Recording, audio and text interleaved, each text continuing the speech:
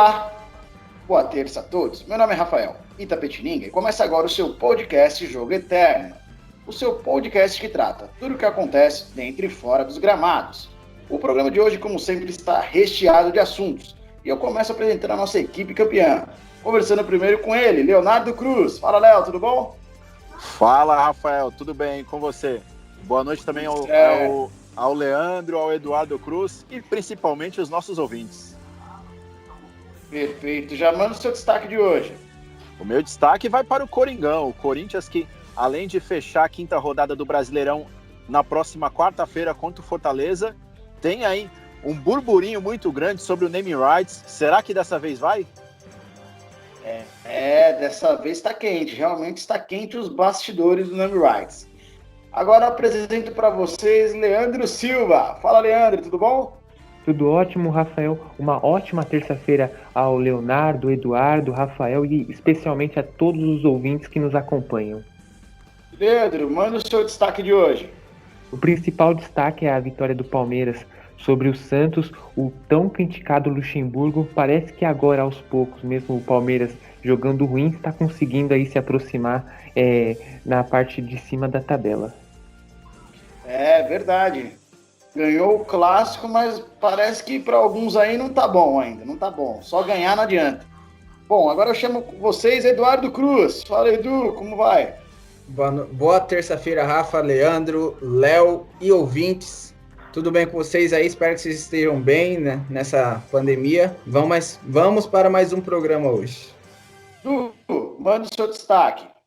O destaque vai para o título de forma histórica do Bayern de Munique na Champions League contra um adversário forte.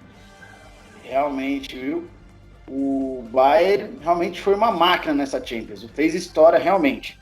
O nosso podcast Jogo Eterno é um oferecimento de OKL Mania, o melhor do seu vestuário masculino e feminino. E Heinz Imports, os melhores óculos você encontra aqui. Bom, começando o nosso programa de hoje, vamos começar a falar sobre o assunto, né, mais relevante, acredito eu, aí do final de semana, foi a Champions League, a final entre Bayern de Munique e PSG, que o pai acabou ficando off. Infelizmente, pelo menos da minha parte, o Neymar não conseguiu jogar muito bem, né? Jogou só bem o primeiro tempo e realmente no segundo tempo o Bayern fez valer, jogou melhor, mereceu. E é isso. Agora eu só queria ressaltar a evolução do Neymar, né? Realmente o Neymar, ele parece que amadureceu, entendeu? Fez uma ótima temporada, foi importante para o PSG, querendo ou não, fez história, né? Levando o clube junto, claro, com bons destaques, né? O Mbappé, Di Maria, o próprio Marquinhos, Thiago Silva, conseguiu levar aí o PSG para essa final histórica. Para mim faltou um pouco de Neymar, mas os gols ali que o Mbappé perdeu, meu amigo, é complicado, viu? Mas eu ainda sou fã do francês. Edu, começo com você. O que achou, o que falar desse surpreendente eu não digo, né? Desse avassalador Bayern de Munique? Cara, o Bayern de Munique dessa Champions League, ele foi um rolo compressor, velho. Todos os adversários que ele jogou, ele não tomou conhecimento algum. Todos os jogos, desde o primeiro jogo contra o Tottenham até o último contra o PSG, ele foi melhor em todos os jogos. Teve as melhores estatísticas, teve o melhor ataque da competição, teve a melhor campanha da fase de grupos. Foi a melhor campanha de toda a Champions. Só perde em números de gols para o Barcelona de 99-2000, mas o Barcelona de 99-2000 teve 2 jogos a mais, que foram os jogos de quarta e semi, que não teve o jogo da ida e da volta, e ele fez 45 gols. O Bayern, com 11 jogos, 2 jogos a menos, fez 43 gols. Superou o Real Madrid de 2014, do Cristiano Ronaldo, superou o Barcelona do Guardiola de 2011, o que venceu o Santos no Mundial. Cara, esse Bayern de Munique aí é absurdo. Um time que se reinventou. Todo mundo pensou que quando o Ribéry e Robben saíram desse time, muitos falaram, agora o Bayern de Munique acabou a supremacia na Alemanha, agora o Borussia, o Leipzig, os outros clubes vão ter chance de ganhar, e foi tudo ao contrário. O Bayern de Munique se reinventou um novo jeito de jogar futebol, porque ele não jogava dessa forma. Ele jogava com os dois extremos toda hora participando do jogo, que era Robin e Ribéry. Não tem mais os dois. Se aposentaram. Aliás, o Robin se aposentou e voltou. O Ribéry saiu, foi para a Fiorentina. O Robin tá lá no Groningen, da Alemanha, da Holanda. Cara, e o Bayern de Munique é um absurdo, é um timaço. Não tem aquele cara que você tem um Lewandowski, beleza, mas não é aquele craque nível Neymar, Messi, Cristiano. É mais um coletivo do que o individual. E você tem um meio de campo que o Thiago Alcântara fez no jogo de domingo. Que jogador! Aí eu fico me perguntando como que a seleção brasileira não deu a chance que esse menino teve para jogar na seleção. Cara, não vejo nenhum volante melhor do que ele, brasileiro. Não vejo nenhum melhor do que ele. Ô, Edu, você não acha que ele demorou para ser protagonista? E por conta disso que ficou difícil a seleção brasileira para ele? Não vejo assim, porque no Barcelona ele jogava, e ele já jogava bem. Isso daí vai do olho do treinador querer colocar e parar com essa mania besta de treinador da seleção brasileira, só querer jogador estrelinha.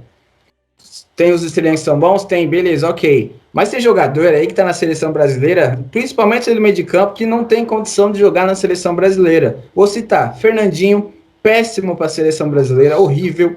Não dá para a seleção brasileira. É bem no City, beleza. Copa do Mundo 2014, estava no 7-1, perdeu uma bola no meio de campo, o Brasil tomou o quarto gol. Copa do Mundo 2018, fez um gol contra e no contra-ataque não matou a jogada. Não dá para a seleção brasileira. O Thiago Alcântara é infinitamente melhor do que Fernandinho. Aí eu posso voltar para a zaga, que eu te falei aquela vez, outro dia no off. Diego Carlos. Olha esse menino zagueiro de Sevilha, melhor zagueiro da La Liga, o melhor zagueiro da Liga Europa, fez o gol do título em cima da Inter de bicicleta, um baita de um zagueiro. Sequer foi cogitado para a seleção brasileira. Por quê? Porque o Tite prefere Davi Luiz, que não dá mais para a seleção brasileira, Thiago Silva, eu entendo, Marquinhos, óbvio que é seleção. Aí fica lá, chama um, chama outro, e não chama o menino, joga muita bola. Felipe da Atlético de Madrid, muita bola, e não chama. Porque seleção é aqueles caras que a gente já sabe. É só uma panelinha. Se não for panelinha, não vai. E por isso que não ganha a Copa do Mundo há 18 anos. Manda. Mas no caso do Thiago Alcântara, ele optou por jogar pela seleção espanhola desde muito cedo. Então talvez não teve nem essa questão do treinador brasileiro, que na época não era o Tite, de convocar ou não o Thiago. Tanto é que o Rafinha, que é o irmão dele, preferiu jogar pela seleção brasileira. Então acho que foi mais uma opção mesmo do Thiago de defender a Espanha, porque cresceu lá. O Mazinho jogou muito lá. Educou os filhos na Espanha. Então acho que foi mais uma opção dele do que... Por exemplo, tem uma diferença do Diego Costa. O Diego Costa poderia sim ter sido convocado mais vezes pela seleção brasileira, ser o centroavante da seleção brasileira até hoje. Mas o Thiago não. O Thiago acho que foi mais opção dele do que uma falha da CBF ou da comissão técnica à época. Mas aí eu vejo assim... Mas, desculpa, só dar um pitaco, mas eu acho que é falha sim, Léo. Isso que eu ia falar. Você tem que convencer. Entendeu? Você tem que convencer. Mas tudo bem. É isso que eu ia falar. Ele quis jogar na Espanha, cresceu, tem um carinho pra Espanha, beleza, mas ele nasceu aqui ele é brasileiro, nacionalidade brasileira. Aí vai, não, além do treinador, a comissão técnica da CBF, a parte diretiva, tinha que conversar com ele. Falar, beleza, eu sei que você tem um carinho pela Espanha, que você gosta muito do país, você cresceu aí, foi educado aí, mas você é brasileiro. Joga pela sua pátria, não tem esse poder de convencimento. Diego Costa foi a mesma coisa, até pior, porque ninguém deu chance pro Diego Costa, ninguém citava o nome dele, só foram citar o nome dele na seleção brasileira quando o técnico da Espanha, na época me fugiu o nome do técnico, ia convocar e soltou o nome dele na lista. Aí a CBF foi pra cima, não, vem pra seleção, vem. Aí ele falou, não quero, vocês nunca me quiseram, por que eu vou ter que ir agora? Ainda saiu como errado. Se eu não me engano, no Diego Costa, eu acho que era o Vicente Del Bosque. Isso, esse mesmo. Ele tinha fugido o nome, esse mesmo. Aí, não, você é traíra. Por que o jogador é traíra? Se ele tava lá à disposição, ninguém nunca quis. Aí agora que ele foi. Discordo. Aí ele discordo. Pra mim não existe isso. O caso do Messi aí é um excelente caso. Pra mim, o jogador tem que jogar pela sua seleção. Não, mas o Diego Costa, ele tava lá jogando muito. A seleção brasileira nunca sequer cogitou ele. Levou Afonso para a Copa do Mundo. Ridículo, Afonso. Fred, Jô, um monte de centroavante. Nunca nem citaram o Diego Costa nem para um amistoso. Edu, não, o Diego Costa chegou a jogar pela seleção brasileira em amistosos. O Felipão levou ele, acho que 2 ou 3 amistosos. Jogou? Nunca entrou em campo. Chegou a entrar em campo, sim. Eu não me recordo. Que dizem nos bastidores que ele brigou com o Filipão, na verdade. Então, nesse caso do Diego Costa foi isso aí, quando ele negou a seleção e foi para a Espanha, acho que era o Felipão que estava lá, ele brigou com ele, não sei, não entendi muito bem. Mas não vem ao caso. Fala. Edu, deixa eu te fazer uma pergunta. Se eu fosse jogador de futebol, eu jogaria pela seleção brasileira? Você que me conhece um pouquinho mais? Não, você não ia jogar na seleção por opção sua. Você ia querer jogar na seleção laranja. Não é traíra. Imagina eu e o Memphis no ataque. Nossa. Cada um numa ponta. Deixa atrapalhado que eu esqueça. Eu sabia que ia vir. Eu queria ver ali o rosto de Leonardo Cruz quando o técnico do Lyon tirou o Memphis. Ai, como eu queria ter uma câmera escondida. Não, mas na verdade o Memphis ele vem sendo substituído em todos os jogos do Lyon. Não tá 100%, né? Então, ele sofreu uma lesão gravíssima no início da temporada. Na verdade, se não me engano, foi até final da temporada passada que ele sofreu uma lesão. Então, assim, ele tá voltando gradativamente. Oi? Jogo do ano, pô! Até eu fiquei bravo.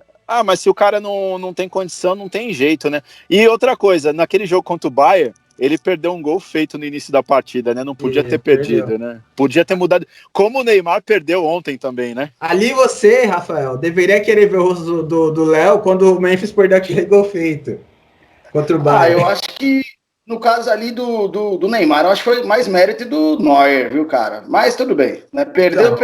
Ô, Rafael, eu também acho que o Neuer teve grande mérito, até porque é um goleiraço, né? O melhor do mundo. Sim, mas o Neymar, querendo ser melhor jogador do mundo, ele precisava daquela chance. Não podia ter falhado. Não. Tem os dois lados, né? Pesa pros dois lados. Agora, em relação ao Memphis, ele tá guardando os gols para Euro do ano que vem. Bicampeonato. Portugal vem forte também. Sobre o Neuer, é muito importante aí salientar, porque as defesas, vocês perceberam como que é que ele se defende? Ele faz uma técnica meio de handball, ele estica as duas pernas com total elasticidade, não um goleiro que simplesmente se joga. Então, pode falar. As principais chances que tiveram, sempre batia ali no tornozelo, com aquela perna esticada, sempre uns lances assim meio parecido. E ele espera até o último momento do atacante decidir para ele sair na bola. E teve ele soltou uma fala, não sei qual foi o veículo, que ele falou que ele se inspirou vendo vídeos de um goleiro do Brasil, porém ele não revelou o nome do goleiro. Aí a gente tem que chutar, mas ele falou, eu escolhi ser goleiro, esse é meu estilo de jogo, por causa que eu vi um goleiro brasileiro atuando assim, e aí eu fui crescendo, copiando o que ele fazia, e só foi aprimorando. E hoje ele é o melhor goleiro do mundo disparado, tanto com o pé, tanto no bar das traves. Se eu for levar em consideração o jeito que ele toca na bola, eu chutaria Rogério Ceni, hein? Não, é um goleiro bem antes de Rogério. Eu acho que pela idade dele, eu acho que ele deve ter se inspirado muito no Tafarel. Esses goleiros assim, ó, Tafarel, Zete, Veloso, Ronaldo, é um desses goleiros aí que ele se inspirou. Não, mas ele se inspirava no Tafarel. Eu acho que Veloso, Ronaldo e Zete não aparecia na Alemanha, não. Não sei também, vamos ver aí. Mas só finalizando, o Bayern de Munique fez história aí na temporada, não só na Champions, 4 títulos em uma temporada. Isso só aconteceu uma vez com o Celtic da Escócia, em 1967. O Bayern foi o segundo clube a conquistar 4 títulos na mesma temporada. Champions, Bundesliga, Copa da Alemanha e Supercopa da Alemanha. E não vai ter Mundial. Não sei se vai ter, ninguém confirmou. Se tiver Mundial, já pode ir para o 5º título em uma temporada. Então aí é um negócio absurdo. Então esse Bayern de Munique, história. E o Neymar, falando do Neymar jogou bem no primeiro tempo, jogou bem no primeiro tempo. Segundo tempo ele sumiu do jogo. Mbappé perdeu os gols que não se perde, ainda mais com um atacante da qualidade dele. aquele gol que ele recebeu na frente da pequena área, a bola do Ander Herrera, ele não poderia ter perdido aquele gol. A bola no pé bom dele, ele, em vez de encher o pé no nó, ele deu um toquinho de leve, não entendi. Não sei se pesou uma final de Champions, mas acho que não, porque para quem foi campeão da Copa do Mundo, sendo protagonista do time, uma final de Champions não é nada. Copa do Mundo é infinitamente maior do que a Champions. E ele perdeu aquele gol. Então, e o Di Maria também não foi bem ontem. No domingo não foi bem Di Maria. O melhor jogador do PSG, aliás, o melhor jogador do PSG pós-paralisação se chama Marquinhos. Não é Neymar, não é Mbappé, não é Di Maria, não é Icardi, não é ninguém. Se chama Marquinhos. O melhor. Pode falar. Tanto é que agora, como está em final de temporada, as contratações podem ser que se inicie. O Thiago Silva encerrou o contrato e parece aí que um jornal já disse que ele está acertado com o Chelsea. Isso. Ainda não confirmou, mas tem tudo para confirmar. Mas o melhor jogador do PSG é o Marquinhos. Um gol nas quartas, um gol na semi. Jogou muito nas quartas. Mas perdeu o gol mais feito, hein? Quem? Concordo, mas para mim ele perdeu o gol mais feito. Mas ele é atacante ou ele é zagueiro? Zagueiro, todo mundo sabe que não tem um cacuete de atacante. Se o Marquinhos perdeu aquele gol, foi mais feito, beleza. Mas o Neymar é atacante dos bons. Ele não pode perder aquele gol, então. Independente se é o Neuer. Concordo. Independente se é o contrário. Só acho que, na minha opinião, ele perdeu o gol mais feito. Mas quem foi o melhor jogador do PSG no campo? Não, concordo que foi ele. Concordo que ele vem sendo melhor. É o melhor tem jogador. uma ênfase que ele perdeu o gol mais feito. Sim, mas aí a gente até releva porque ele é zagueiro. Ele não é centroavante. Ele não foi treinado a vida inteira para fazer gol. Ele foi treinado a vida inteira para evitar gol. Entendeu? Aí ele é o melhor jogador. Só que ninguém fala porque o Marquinhos é o melhor, porque é Marquinhos, zagueiro, não sei o quê. Tem que babar ovo do Neymar. Neymar não tá jogando bem, tá, mas não é o melhor. Então, o Neymar carregou o PSG para a final da Champions. Quanto essa frase é tão equivocada, mas tão equivocada, quanto aquelas que falam que o Neymar é o melhor jogador brasileiro pós-Pelé. Quem fala isso aí, pelo amor de Deus, é louco da cabeça. Eu discordo de você. Para mim, o protagonismo dele foi além. Para mim, o PSG chegou muito por conta dele. Claro, quantos gols ele fez? Esporte coletivo. Quantos gols ele mas fez? Participativo. Se fosse o Lewandowski, então, vai ser o melhor jogador do mundo. E, tecnicamente, ele não é. O Lewandowski só fez 55 gols na temporada. Só isso. Artilheiro da Bundesliga. Ele é o melhor jogador do mundo. Artilheiro da Bundesliga, artilheiro da Champions, artilheiro da Copa da Alemanha. Então, se ele não for o melhor do mundo, o Neymar... Sabe quantos gols o Neymar fez nessa Champions, nessa edição? 3 gols. 3 gols. Esse é o protagonista do PSG? 3 gols só. Eu vejo o Marquinhos... Pode falar. Em relação ao Neymar, eu acho que foi um erro terrível ele ter saído do Barcelona. Ali concordo. Era a casa dele, ali ele ia se tornar o melhor do mundo. A vinda dele pro PSG, pensando só em dinheiro e sem pensar na carreira, foi um erro tremendo. Tanto é que já tá há um tempo que ele já tá até fora dos 10 melhores do mundo, pela revista France Football e também pela organização aí da FIFA. Tanto é que parece que a expectativa foi tão grande que quando ele viesse para o PSG que parece que não está correspondendo. Tanto é que teve um jornal aí francês que detonou o Neymar dizendo que 222 milhões não foi suficiente aí para trazer esse título da Champions. De euros, hein? Isso, de euros. Quase um bi. Mas o Neymar errou mesmo de sair do Barcelona, porque aquele título do Barcelona da Champions, que ele estava em campo, ele foi o protagonista, não foi o Messi, foi ele. Quem classificou o Barça contra o PSG foi ele, não foi o Messi. Então, ele foi o protagonista, só que ele quis sair alegando querer ser o protagonista de um time. Só que ele não viu e não enxergou que ele já era o protagonista daquele time. Não foi o Messi. Aquela Champions, quem deu pro Barcelona foi o Neymar, não foi o Messi. Ô, Edu. Manda.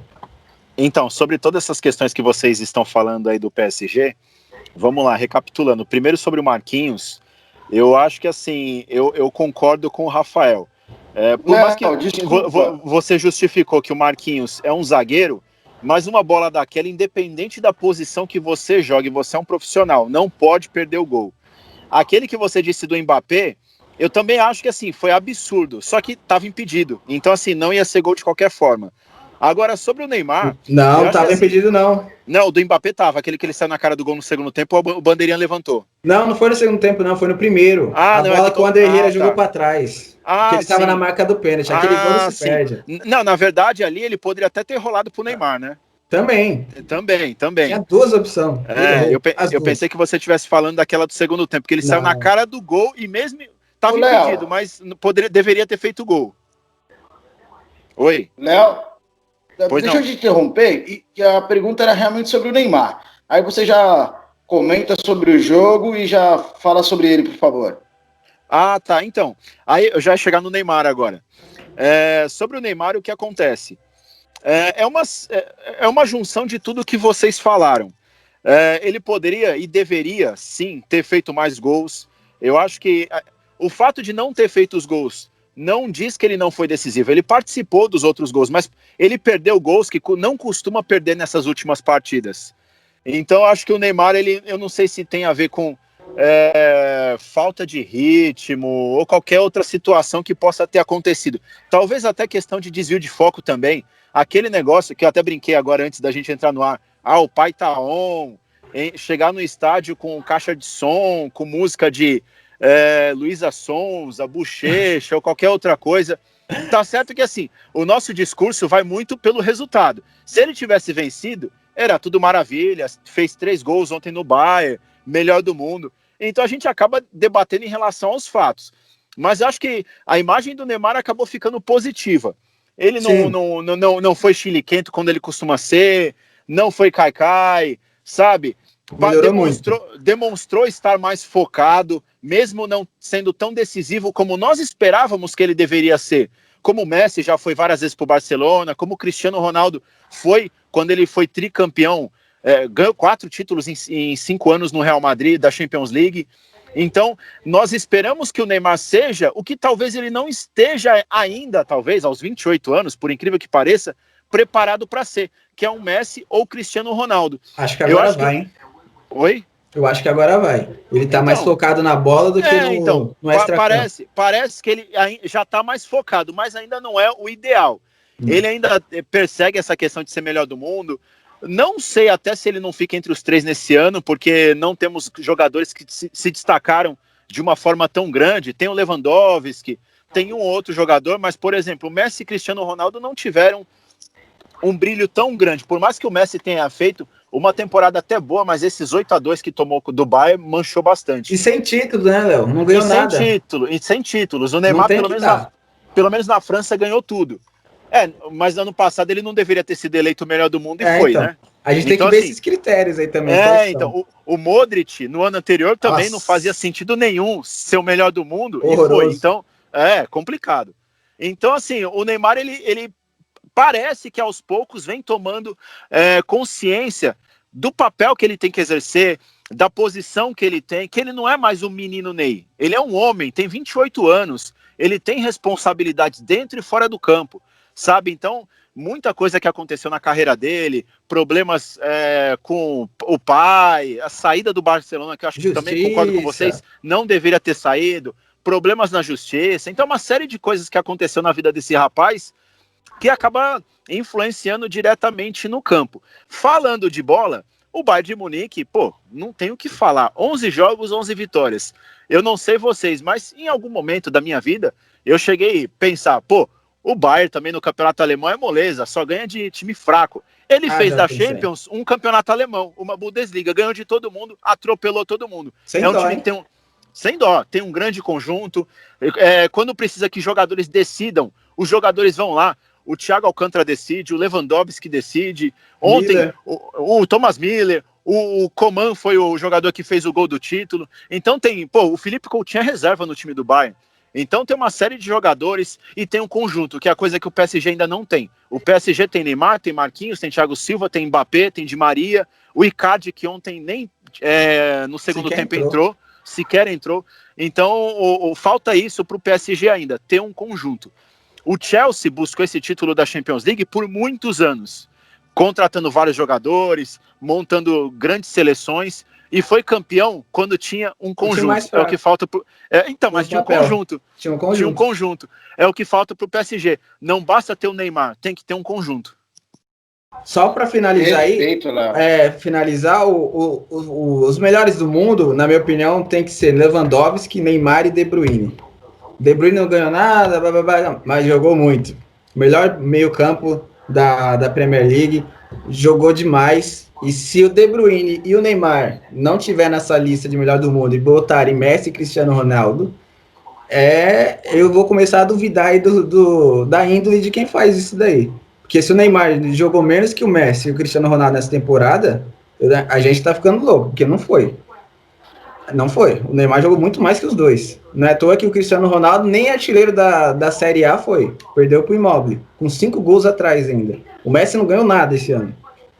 Um foi eliminado pelo Lyon, que é muito inferior à Juventus, o outro tomou 8 do Bayern. Ah, foi o campeão, beleza, mas se eu tomar 8, não dá. Então, se o Neymar e o De Bruyne não estiver aí nessa lista, junto com o Lewandowski, creio que vai ser o melhor, eu vou começar a duvidar da índole de quem faz isso. Posso propor uma brincadeira aqui para nós? Pode. Claro. Seco, melhor jogador do mundo. Lewandowski. Neymar. Lewandowski. Eu votaria no Neymar também. Pensei que você ia falar Memphis. É ano que vem, ano do título da Euro. E só pra constar, hein? Gol do Lei do Ex na final da Champions, hein? Saiu de graça do PSG, chutado, ninguém queria, ele que fez o gol. Menino da base. Menino da base. E ainda saiu falando um monte, hein? Falou que lá não dão valor pros meninos da base. Não mentiu, né? Não. E tem um detalhe também do Barcelona, né? Que vai ter que pagar aí 5 milhões de euros, porque o Coutinho foi campeão da Champions. Brincadeira, hein, Barcelona? Tá parecendo os clubes brasileiros. Tá. Leandro, me fala uma coisa. O Neymar parece que começou a se adaptar, né, ali em Paris. O que você acha? Você acha que ele continua a próxima temporada? Você acha que ele vai tentar novamente aí esse tão sonhado título pelo PSG? Ou você acha que ele tem outro destino? E comente um pouco sobre o jogo também. Na situação do Neymar é uma incógnita. No começo da temporada, até mesmo na imprensa, lá no Esporte Interativo, ele sempre manteve aquela decisão de que iria sair do PSG, tentar um outro clube. Tanto é que ele teve até aquela intriga com o diretor executivo que se chama Leonardo, do PSG. Tentou, fez de tudo, mas o PSG foi firme na decisão, não deixou escapar o Neymar. Sobre o jogo, o Neymar, ele perde muito foco. Às vezes eu fico me perguntando, será que realmente ele é jogador de futebol ou ele é celebridade? Tanto é que não adiantou nada chegar com caixa de som, óculos Juliette, todo aquele jeitão dele, faltou muita concentração. Me fez muito lembrar, naqueles tempos, nos anos de 2002, 2003, 2004, você olhava para a cara do Lúcio, você corria fora, aqueles jogadores raízes, aqueles jogadores assim que bota medo no adversário. Hoje não, hoje você vê os jogadores tirando foto, mandando stories antes do jogo. Eu acho que isso aí atrapalha muito. Tem que ter foco, tem que ter saber o momento certo de brincadeira e saber o momento certo também de jogar sério. Sobre o Neymar, eu acredito que ele não vai ficar no PSG. Não sei se a possibilidade dele sair nessa temporada, até porque por conta dessas pandemias as receitas dos clubes caíram muito.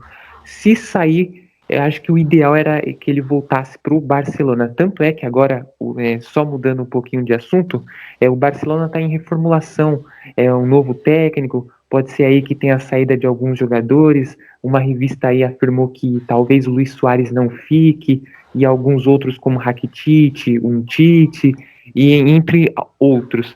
Se o Barcelona conseguir contratar o Neymar, seria muito interessante, porque ali ele poderia retornar o jogo. Sobre a partida, foi um recorde de audiência pela TV de assinatura. Não sei se foi a TNT ou a... Isso, TNT. Foi a TNT, isso. É a Turner, vamos dizer assim, é a Turner, a junção do TNT e Esporte Interativo.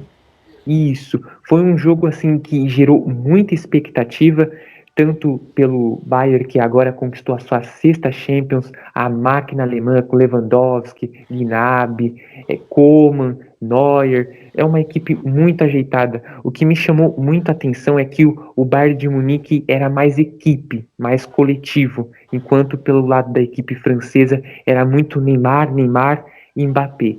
E assim, sinceramente, eu acho que se você parar para olhar, quais são hoje os melhores jogadores do PSG? Thiago Silva, Marquinhos, Verratti, Neymar Mbappé, isso, o Neymar. E depois quais e são o os outros? Navas. Navas E também, os outros? exatamente. Só. Só. Tanto é no banco de reserva como no titular, esses são os principais. Nem aquele tal de Chopp Montin adiantou, que falaram que ele poderia até ter algum lance aí, como ele fez na semifinal, nas quartas que foi contra o Atalanta, não adiantou. O Bayern de Munique prevaleceu o que se mostra de equipe. Não adianta você ter um jogador que desequilibra tudo se você não tiver uma equipe. Tanto é que o gol que saiu no segundo tempo foi uma falha por parte de um dos jogadores que estava marcando. Quando teve o lançamento, ele não sabia quem marcava, se marcava o da frente ou de trás. Ficou meio naquela indecisão e aí acabou saindo o gol do Coman. Detalhe, esse jogador aí, quando ele saiu do PSG, ele disse, como o Eduardo tinha comentado anteriormente, não, que a equipe francesa, os jovens, eles são muito ignorados, eles não têm oportunidade. Tanto é que, com apenas 23, 24 anos, talvez muitos não conheçam, esse garoto aí já tem repletos de títulos, tanto de Bundesliga, outros campeonatos aí que também disputou. É um jogador, assim, muito vitorioso aí com apenas 24 anos de idade. Prevaleceu a equipe alemã, o Bayern de Munique, era de se esperar conquistar o sexto título. Tem tudo aí, se caso tiver a edição do Mundial, ganhar o Mundial, porque hoje em dia a disparidade técnica entre clubes europeus e clubes do restante do mundo é gigantesca.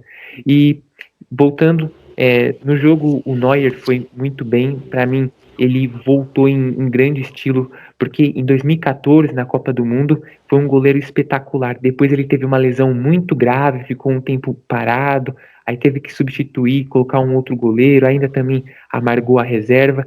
Depois voltou em grande estilo. Para mim, quando o cara é craque, mesmo depois de aí de muito tempo, ele consegue se retomar aí e voltar a brilhar novamente. Detalhes para defesas do Neuer, que ele tem uma técnica que difícil ver aqui nos goleiros do Brasil, e quando vem a bola em direção ao gol, ele estica toda a perna assim, de modo como se fosse um jogador de handball. Isso aí já vem desde a Copa do Mundo de 2014. E o Bayern de Munique foi sensacional. 100% na Champions League, melhor campanha aí dos últimos tempos. Se continuar do jeito que tá, Bayern de Munique aí com certeza é favorito para próxima edição aí da Champions League. Título do campeão do mundo, o Coman também. 2018, estava no elenco da França. Também, o garoto é fera. Perfeito, Leandro. Concordo com o que você disse. Realmente, o Neuer é um goleiraço. Bom, Leandro, eu vou continuar com você, que agora nós vamos entrar no clássico, né, em que foi disputado no Morumbi entre Palmeiras e Santos. Palmeiras, para mim, na minha humilde opinião, evoluiu, né? O pessoal vinha cobrando aí que o time jogasse mais, acabou jogando mais. Correto? Talvez ainda não seja o suficiente, mas o Palmeiras, mesmo com os protestos, com as reclamações, venceu mais uma partida. O Luxemburgo mexeu realmente no time, né? Na verdade, não acabou não mexendo, né? Ele persistiu no time, né? Lucas Lima fez um belo jogo. E é isso. Bom, o Palmeiras vem evoluindo e eu queria saber de você. O que você achou sobre o jogo e que você falasse também um pouco da proposta do Benfica lá pelo Patrick de Paula. Tá quente? Você acha que o menino realmente já vai ter o destino europeu? Primeiramente, é só um protesto aí, a Globo querer competir, o campeonato, um jogo paulista aí com a Champions League não tem como, né? Competir aí, a quarta rodada do Campeonato Brasileiro contra um dos melhores jogos aí de todos os tempos, dos últimos anos, é complicado. Sobre o jogo, o Palmeiras, o Luxemburgo, ele é muito criticado aí por muitos, até mesmo pelos torcedores. Parece que o pô fechou, né? Como todos os críticos aí, os torcedores gostam de dizer. Eu percebo ali que na equipe não tem aquele jogo assim que os jogadores querem derrubar. Se compararmos com o Flamengo, dá para ver na cara ali que tem panelinha, que parece que pode ser que querem derrubar o técnico. E aqui no Palmeiras eu não vejo isso. Mesmo muito contestado, jogando muito ruins, tá conseguindo aí conquistar a vitória. Às vezes aquele 1-0 feio, às vezes um gol contra um gol contra o erro do adversário, mas o Palmeiras de em pouco tá indo, tá chegando aí já aproximando dos líderes da tabela, se aproximando aí no topo. Sobre o Benfica contratar o Patrick de Paula, é interessante a ideia. Parece que agora o Jorge Jesus quer fazer o Rapa aqui no Brasil, quer levar todo mundo embora. E o Patrick de Paula, que me chama muita atenção, é que é um garoto que parece que já está preparado, já teve uma vida muito difícil por nascer na comunidade, foi descoberto na taça das favelas, veio para o Palmeiras, mostrou muita personalidade, tanto é que na penalidade contra o Cássio, eu pensava ali, nossa, o menino vai enfrentar agora um goleiro de seleção que já foi campeão mundial. O menino simplesmente não tremeu, o moleque foi liso e conseguiu lá fazer o pênalti. É uma boa negociação por parte do Benfica. Eu acredito que pode esquentar nos próximos dias, aí, ou até daqui a algum tempo, porque o Patrick de Paula indo para o Benfica, apesar de estar muito recente, às vezes o jogador sai muito cedo do Brasil. Eu acho que poderia sim o Benfica fazer a compra aquisitiva do jogador, mas deixar ele aqui um pouco mais aqui no Palmeiras, porque aqui ele teria mais chances. E aí depois, como o Benfica ele tem um mercado muito importante, ele pega esse jogador e consegue vender pelo triplo ou até 4 vezes mais. Sobre o jogo entre Palmeiras e Santos, o primeiro gol que foi de pênalti do Palmeiras, na falta ali que o Lucas Lima sofreu, eu acho que não foi falta. O Lucas Lima simplesmente esperou, deu aquele migué, ficou com o corpo mole, e aí vem um jogador do Santos e acaba encosta, mas o Lucas Lima dá aquela valorizada. Sobre o pênalti, bem marcado, teve a batida ali de falta, o Alisson desviou com o braço, foi revisado pelo VAR, e detalhe, no pênalti o goleiro João, é João, né, pessoal? João Paulo. Isso, João Paulo, que Sim. é cria da base, que está se destacando muito, até chegou no mesmo lado que foi feita a batida, mas não foi o suficiente. O segundo gol do Santos veio também no começo do segundo tempo, foi uma bola batida, mais uma vez a bola parada, fazendo muita diferença. Foi o Carlos Sanches, fez a batida, o Ramires desviou, e aí entrou no gol, e aí o Santos empata. Já eu percebi que o Santos, em certos momentos, se afobava, tentava a todo instante o ataque. O Palmeiras soube muito bem neutralizar os 3 pontas, o Marinho, o Caio Jorge e o Soteldo, porque os 3 eles são muito velozes, dão muita dinâmica no ataque. E no final, em um contra-ataque, o William dá aquele belo passe para o Patrick de Paula na entrada da área, sozinho, ali na meia-lua de primeira, finaliza e consegue a vitória para o time palmeirense. Tanto é que o Patrick de Paula foi eleito o melhor jogador da partida. Realmente, o menino fez um golaço e realmente eu acho que vai ser difícil segurar, viu? O menino tá jogando muita bola.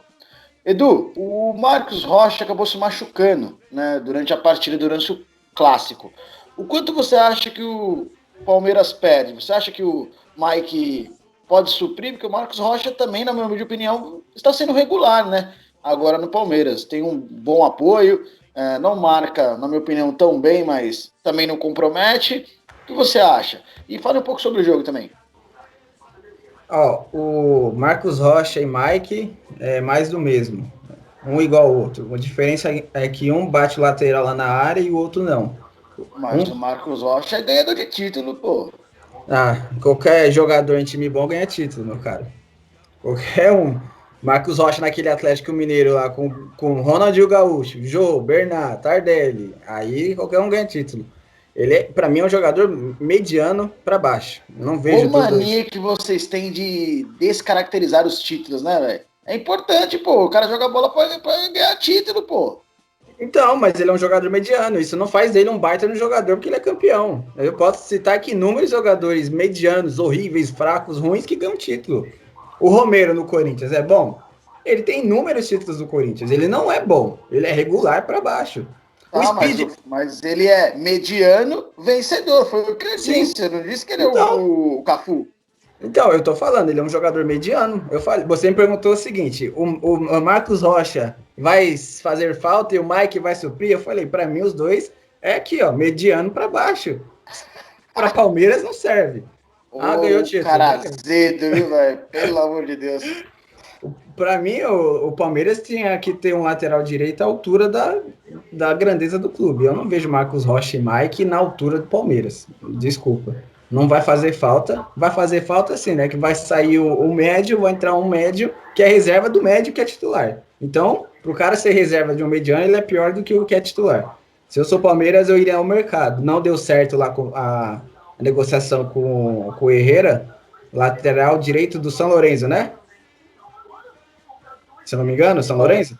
Você me pegou agora, hein? Mas eu posso confirmar aqui. Segue aí que eu te confirmo. Mas acho que é São Lourenço. Parece que não deu certo. Um bom lateral que estava sendo cobiçado por Flamengo, Palmeiras e clubes da Europa, não deu certo.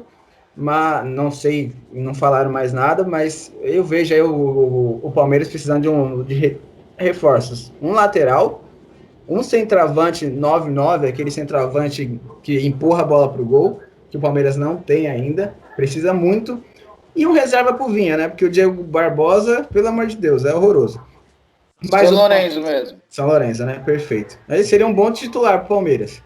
E aí, falando do jogo, o Palmeiras foi melhor do que o Santos. Muito melhor. Bastante finalizações de fora da área. Isso me agrada muito. Que parece hoje em dia que os jogadores brasileiros, eles têm medo de chutar no gol. Eles estão na entrada da área, eles não chutam, eles querem entrar tocando, fazendo gol, entrando com bola e tudo. Não, abriu, pode chutar. Chutar não é pecado, véio. Se você chutar a bola no gol, você não vai ser expulso, você não vai ter redução de salário, você não vai ser condenado. Não, você pode chutar. Parece que eles têm medo de errar. E o Palmeiras, ele tem jogadores que batem bem de fora da área. Patrick de Paula, que é um baita de um jogador, é o melhor jogador do Palmeiras nesse ano, na minha opinião. Um menino volante, 20, 21 anos, não sei, vindo da Taça das Favelas, joga muita bola, parece que joga no Palmeiras há uns 50 anos, muito bom jogador. Bruno Henrique, muitas pessoas, torcedores do Palmeiras reclamam dele, mas ele bate muito bem fora da área. E eu acho o Bruno Henrique um bom jogador. Então, assim, o Palmeiras jogou melhor no primeiro tempo. Segundo tempo, com as mudanças do Cuca, com a entrada do Jobson, que fez o gol, falam que foi gol do Jobson, falam que foi gol contra. O Santos deu uma equilibrada, mas não foi por muito tempo. O Palmeiras foi dominante no jogo, uma grande parte do jogo. Santos, Soteldo, irreconhecível, não está jogando absolutamente nada. Carlos Sanches está abaixo também. Bateu a falta do gol, mas não está jogando bem. O Marinho, que é o melhor jogador do Santos na temporada, não jogou bem e ainda saiu contundido, mas que nem você falou no off, parece que já tá tudo ok com o Marinho, já tá tudo certo, que se ele ia fazer muita falta pro Santos. Sim. O Marinho tá ok, tá liberado já para enfrentar o Flamengo. Maravilha, porque se o Marinho não joga, você já não tem um Sanches no seu melhor e um Soteldo no seu melhor, aí ia ficar difícil pro Santos contra o Flamengo. Apesar do Flamengo tá uma bagunça, né, porque aquele treinador é horroroso.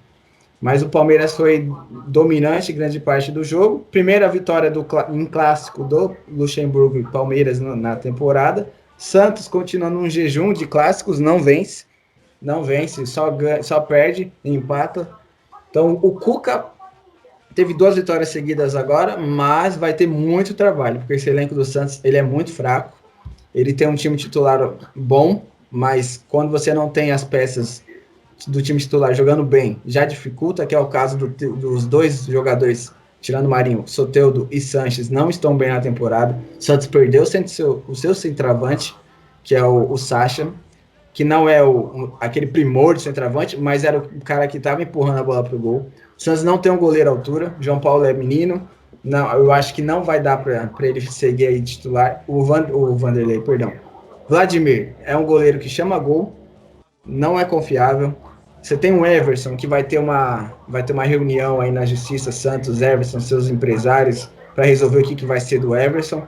Mas também, na minha opinião, não é um goleiro para Santos, para ser titular do Santos. Não vejo tudo isso nele só porque ele toca na bola, só porque ele bate falta. O goleiro não foi feito para bater falta e tocar na bola. O goleiro foi feito para defender a bola, evitar o gol. Eu não vejo o Everson aquele, nossa, que goleiro. O melhor goleiro que o Santos teve aí nos últimos anos foi o Vanderlei, e o São Paulo ele deu um pé na bunda dele aí pro Grêmio. Então o Santos vai ter que suar, tá esperando a conclusão aí de poder contratar ou não para tentar fechar com o Ricardo Oliveira. Ah, é velho, mas é melhor do que todos que estão ali no Santos, da parte defensiva. E se ele vier pro Santos, vai ajudar e muito.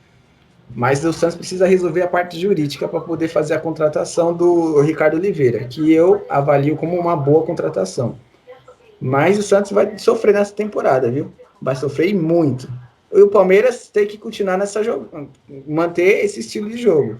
Não adianta chegar no próximo jogo e esquecer o que fez contra o Santos. Não, tem que jogar igual. Lucas Lima foi bem? Beleza, mas eu não vejo ele para ser titular do Palmeiras. Sinceramente, que é um jogador preguiçoso. Joga bem o jogo, Deus sabe quando que ele vai jogar bem de novo. Acho que nem Deus sabe quando ele vai jogar bem de novo.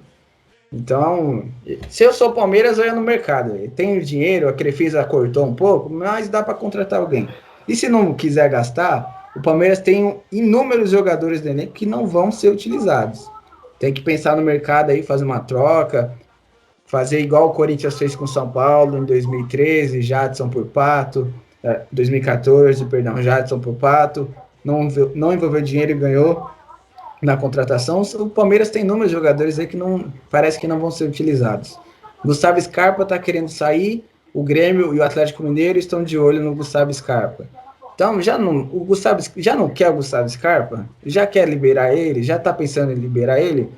Não custa nada. Vocês querem o Gustavo Scarpa? Beleza, eu dou eles. Mas me dá esse jogador aqui. Eu não vou usar. Olha o São Paulo, o que fez com o Everton e o Luciano. O Everton estava lá jogado, ninguém queria. Trocou pelo Luciano, o Luciano fez Desculpa. Falar.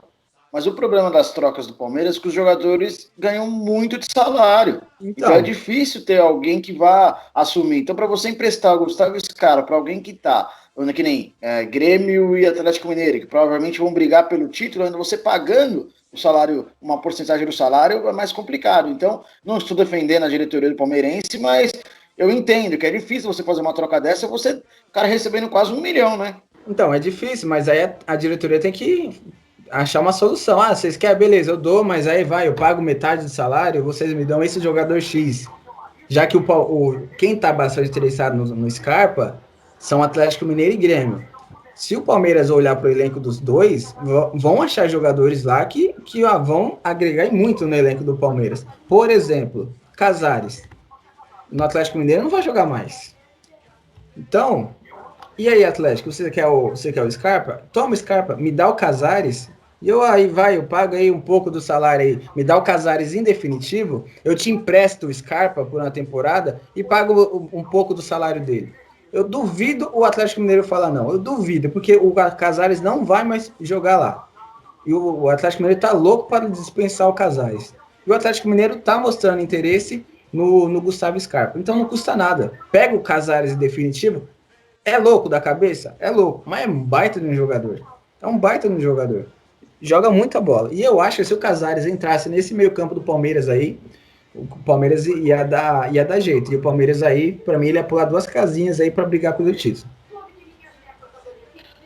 Compreendido. Bom, como eu disse, eu acho um pouco complicado você emprestar um jogador e pagar o salário dele, né? Pelo menos parte dele. Mas eu compreendi o que você disse. Léo, o Lucha acabou ganhando esse primeiro clássico aí e parece que teve uma pequena evolução no futebol do Palmeiras.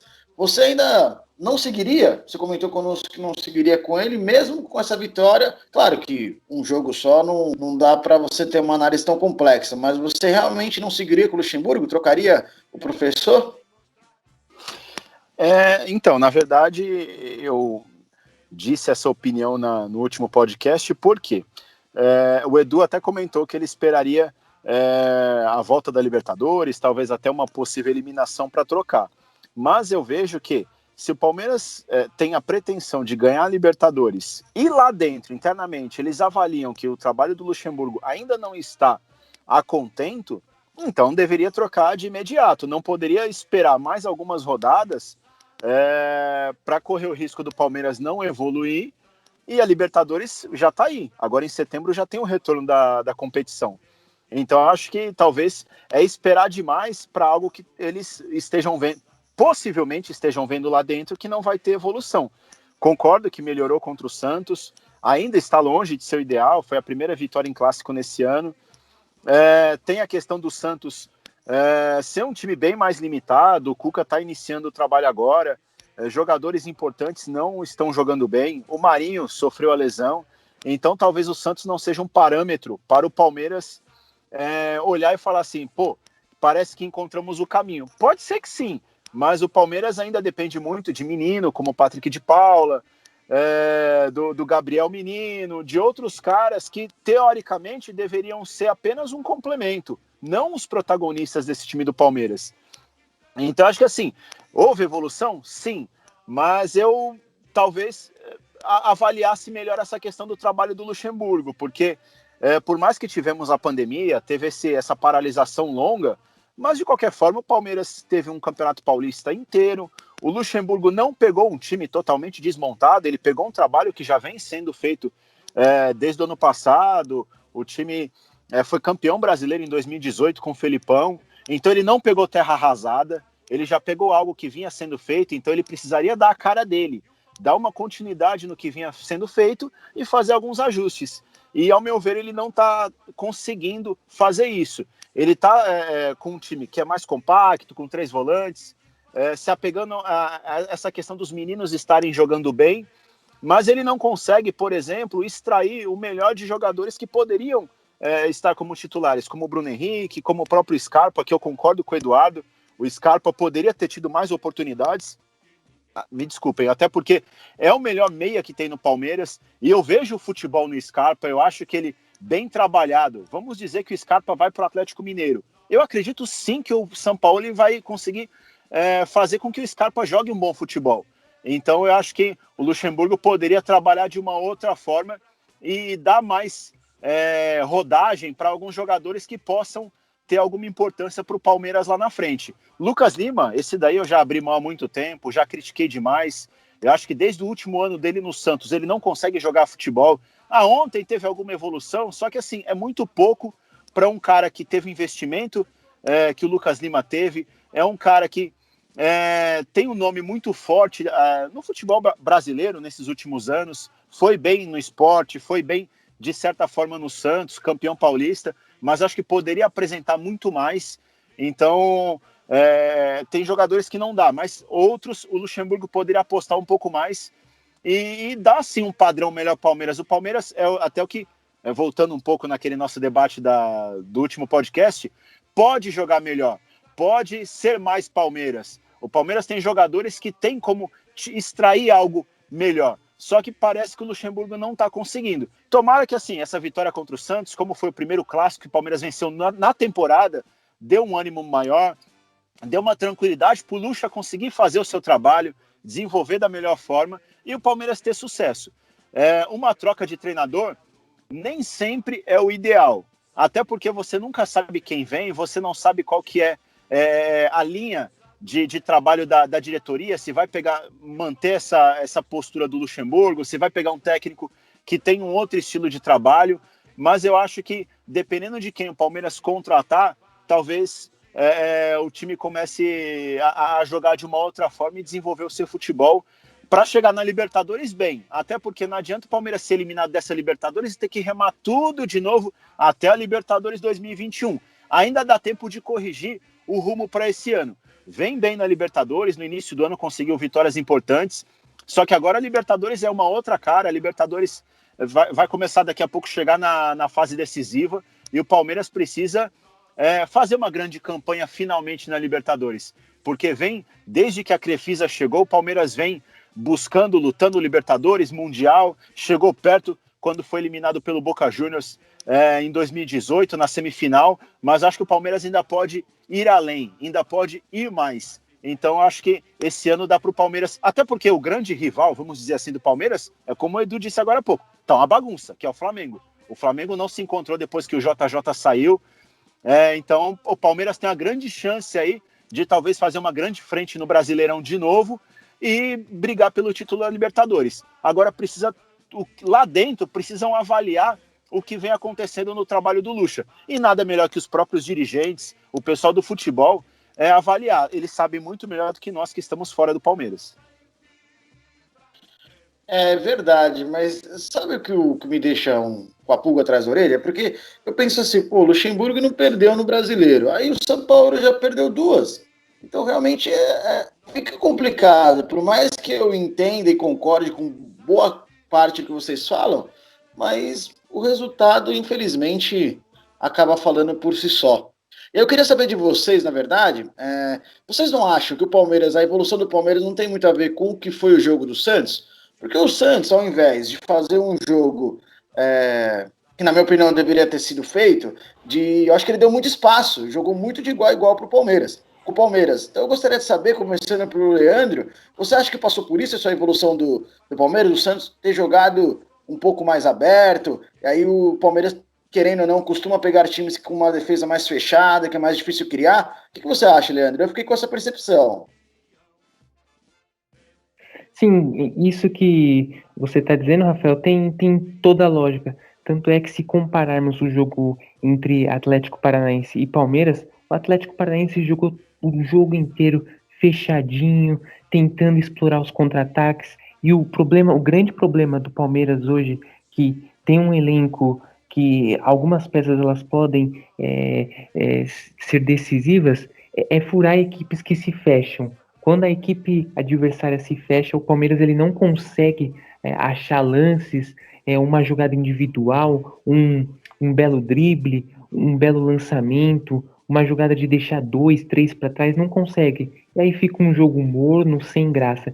E já aqui, no jogo contra o Santos, que foi realizado no Morumbi, o Palmeiras ele jogou tão bem nos erros do Santos. O Santos foi muito de peito aberto.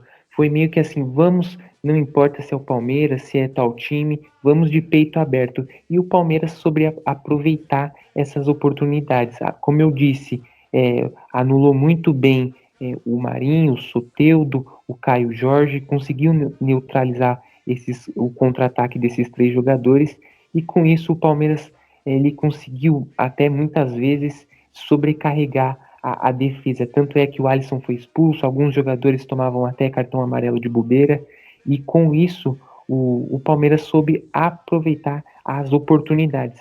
Tanto é que, na minha percepção, esse jogo contra o Santos foi o melhor jogo do ano. Eu não vi assim do Palmeiras nessa temporada um jogo muito bom, né, na fase de grupo do Campeonato Paulista, nas fases eliminatórias, não vi. Então, para mim, esse jogo especificamente, o Palmeiras aproveitou os erros do Santos, que está muito abaixo do normal, e conseguiu a vitória. Lógico, esse jogo ainda não é parâmetro. Eu quero ver o Palmeiras ele pegar uma equipe com mais potência, com mais quilates, uma equipe mais ajeitada, para ver se o Palmeiras realmente está preparado para uma partida de fogo, para uma partida de Libertadores, porque esse começo de campeonato ainda não se deve ter um parâmetro total de toda a temporada. Eu quero ver o Palmeiras como ele vai se comportar com uma equipe ainda que esteja mais ajeitada, jogando ainda melhor que o Santos. Concordo com você, também acho que foi o melhor jogo do Palmeiras no ano. E você, Edu, ficou com essa percepção ou você acha que falta bola mesmo no Palmeiras? Não, eu acho que o estilo de jogo do Santos e o jogador a menos do Santos foi o que proporcionou o Palmeiras a jogar assim, bem na partida. Porque o Palmeiras, ele não é um time que cria. Porque você pegar aí, você vê os jogos contra Corinthians na final, o jogo contra o Corinthians, o primeiro jogo da volta da pandemia, o jogo contra o Atlético Paranaense, que foi uma sofrência, um jogo horroroso. Os outros jogos do Palmeiras no Campeonato Brasileiro Você não vê o Palmeiras criando muitas chances de gol. E por que não cria? Porque o Palmeiras no meio de campo, ele joga com 3 volantes e no ataque com 3 atacantes. Não tem aquele cara que pensa o jogo. Então, quando você, a partir do momento que você não tem aquele cara que pensa o jogo, para você criar é mais difícil. Aí você se torna um time reativo. Você se torna um time que só ataca quando você é atacado, quando você tem espaço. Porque quando os times jogam fechado contra o Palmeiras, é nítida a dificuldade do Palmeiras criar chances de gols. Nas finais, quantas chances claras de gols o Palmeiras criou? No primeiro jogo, acho que não teve uma. Teve uma bola do Ramires. No segundo jogo, o gol do Luiz Adriano é aquele chute do William, que foi mais no erro do adversário. Aí quando os times jogam fechado, o Palmeiras ele tem dificuldade, aí ele joga mais ele se aproveita para criar suas chances no erro do adversário, ou quando o adversário vem para cima, e ele tem uma oportunidade de contra-atacar. Porque o Dudu faz muita falta, isso daí é nítido. Rony chegou e não mostrou que veio, tá se mostrando um jogador comum, não é aquele jogador do Atlético Paranaense. Parece que aquele jogador do Atlético Paranaense sumiu, o que veio pro Palmeiras é um jogador mediano. O Dudu faz muita falta um cérebro ali no meio de campo. Eu ainda acho muito errado o Luxemburgo escalar 3 volantes no meio de campo. Ramires e Gabriel Menino e Patrick de Paula, e você não botar um meio ali, sendo que você tem 3 no elenco. Já falei 1000 vezes que o Scarpa é o melhor dos 3 e ele tinha que jogar ali. No Ramires, para mim, não tem que ser titular. Tá jogando com peso de Europa. Os meninos estão jogando muito mais bola do que ele. Então eu não vejo a necessidade de um Ramires ali no meio. Então o Palmeiras, esse jogo contra o Santos, para mim, não jogou muito. Beleza, o Santos com a menos, o Santos não é um time de hoje no Brasil, que tá lá na primeira prateleira. Hoje, 2020. Não é aquele time que tá ali. Então eu vou esperar o Palmeiras jogar dessa forma que jogou contra o Santos, contra um Grêmio, contra um Inter, contra o Atlético Mineiro. Eu não vou nem... vou botar Flamengo mais pelo elenco, porque o Flamengo tá uma bagunça. O Flamengo tá bagunça, o treinador não mexe bem, não escala bem, não tem comando. Então eu vou botar o Flamengo mais pelas peças, porque se fosse pelo jogo em si, eu não veria assim um Flamengo para ser parâmetro também de jogos de times bons aí. Porque se você vai contra o Flamengo, se vê um Botafogo, quase vence o jogo. O Flamengo se empatou com pênalti no último minuto do jogo. Uma sofrência o futebol do Flamengo. Então, assim, eu vou esperar mais um pouco do Palmeiras. Contra um clássico, beleza, é um clássico. Mas um clássico contra um time fraco, contra um elenco fraco, contra um time com 1 a menos e o seu principal jogador machucado e com um goleiro de base. Um goleiro que não tem nem 20 anos de idade. Então, eu vou esperar mais um pouco. Compreendi. E você, Léo, acha que foi mais demérito do Santos do que mérito do Palmeiras? Ou você acredita que vai ter um desempenho desse aí quando pegar equipes aí que vocês postulam como mais fortes? Então, na verdade, eu não digo nem demérito do Santos. É que, por mais que o elenco do Santos seja limitado, a característica é essa, como falam, né, o DNA ofensivo do Santos. O Santos não joga defensivamente. Tenta propor o jogo, independente do estádio que joga ou o adversário. E isso facilitou, obviamente, muito para o Palmeiras, que é como o Leandro e o Eduardo falaram. O Palmeiras tem sérias dificuldades para propor o jogo, para criar ações ofensivas. Esse fator de jogar com 3 volantes dificulta muito. O Palmeiras veio, nessas últimas temporadas, tinha o Dudu. O Dudu é o jogador que ele quebrava a linha de marcação. O Dudu é o jogador que ele conseguia dar um drible desconcertante. Ele vinha tendo até bom desempenho em chutes de fora da área. Então, um jogador que era essencial. Ele mesmo sendo atacante, ele conseguia suprir a necessidade de um meia de qualidade do Palmeiras. O Rony, teoricamente, veio para substituir o Dudu. Só que o ataque do Palmeiras é muito engessado. O Rony e o William não conseguem fazer essa função que o Dudu fazia. Então fica muito complicado. Não tem tanto drible, não tem aquela jogada que você desmonta o sistema defensivo do adversário. E no jogo de ontem contra o Santos acabou facilitando, pelo fato do Santos ser inferior tecnicamente e jogar para cima do Palmeiras também. Aí vai aquele jogo do mano a mano, e aí o Palmeiras, obviamente, tem muito mais qualidade técnica, acabou sobressaindo. E é como o Eduardo falou, mesmo com o Marinho machucado, o Santos com um a menos, com o menino da base no gol, e o Palmeiras ainda assim ganhou por 2-1, com um gol já na parte final da partida.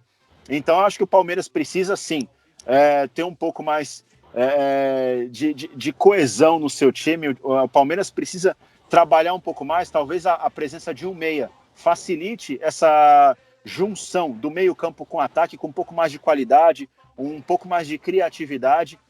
Como eu falei anteriormente, o Eduardo falou, o Scarpa é esse jogador que o Luxemburgo tem que dar confiança, tem que colocar para jogar, dar minutagem para ele readquirir o seu futebol, porque eu duvido que o Gustavo Scarpa tenha desaprendido jogar. Jogou muito bem no Fluminense, teve momentos bons no Palmeiras, inclusive até momentos de fazer gols, de artilheiro.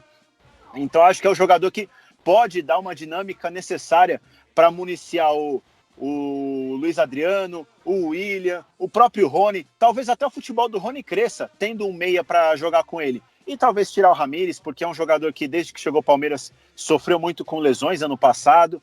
Hoje é um jogador que eu acho que poderia ficar um pouco ali no banco de reservas, um jogador experiente para um segundo tempo. O Palmeiras vem sendo um jogo difícil, ele entrar para dar uma cadência ali, mas para ser titular eu acho que é muito para ele. Eu acho que caberia sim um armador ali nesse meio campo do Palmeiras para dar mais criatividade. Agora vamos ver, testes com Inter, Grêmio, Atlético Mineiro, até o Flamengo mesmo, são testes dificílimos, inclusive jogos que o Palmeiras pode enfrentar na Libertadores da América.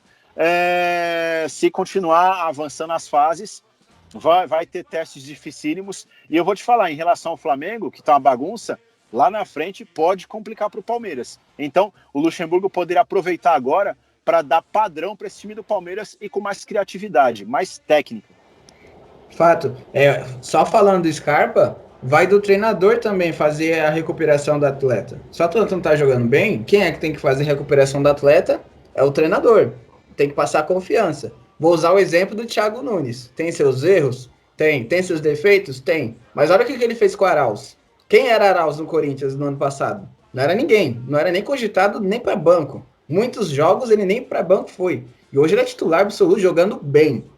Então, assim, quem recuperou o Arauz foi o Thiago Nunes, que deu a chance, viu que o menino tem talento e tá botando no campo. E o Luxemburgo, ele tem que fazer a mesma coisa com o Scarpa. O Scarpa, ele é infinitamente melhor que o Lucas Lima e que o Rafael Veiga e que o próprio Arauz que eu citei de exemplo. Ele é muito melhor. O que ele fez no Fluminense? Ele salvou o Fluminense do rebaixamento junto com o Pedro. Então, o cara não desaprendeu, igual o Léo falou, o cara não desaprendeu, não dormiu sabendo jogar bola e não acordou sabendo nem chutar uma bola dando um passe de 1 metro. O cara é bom. Então vai do treinador fazer o cara jogar bola.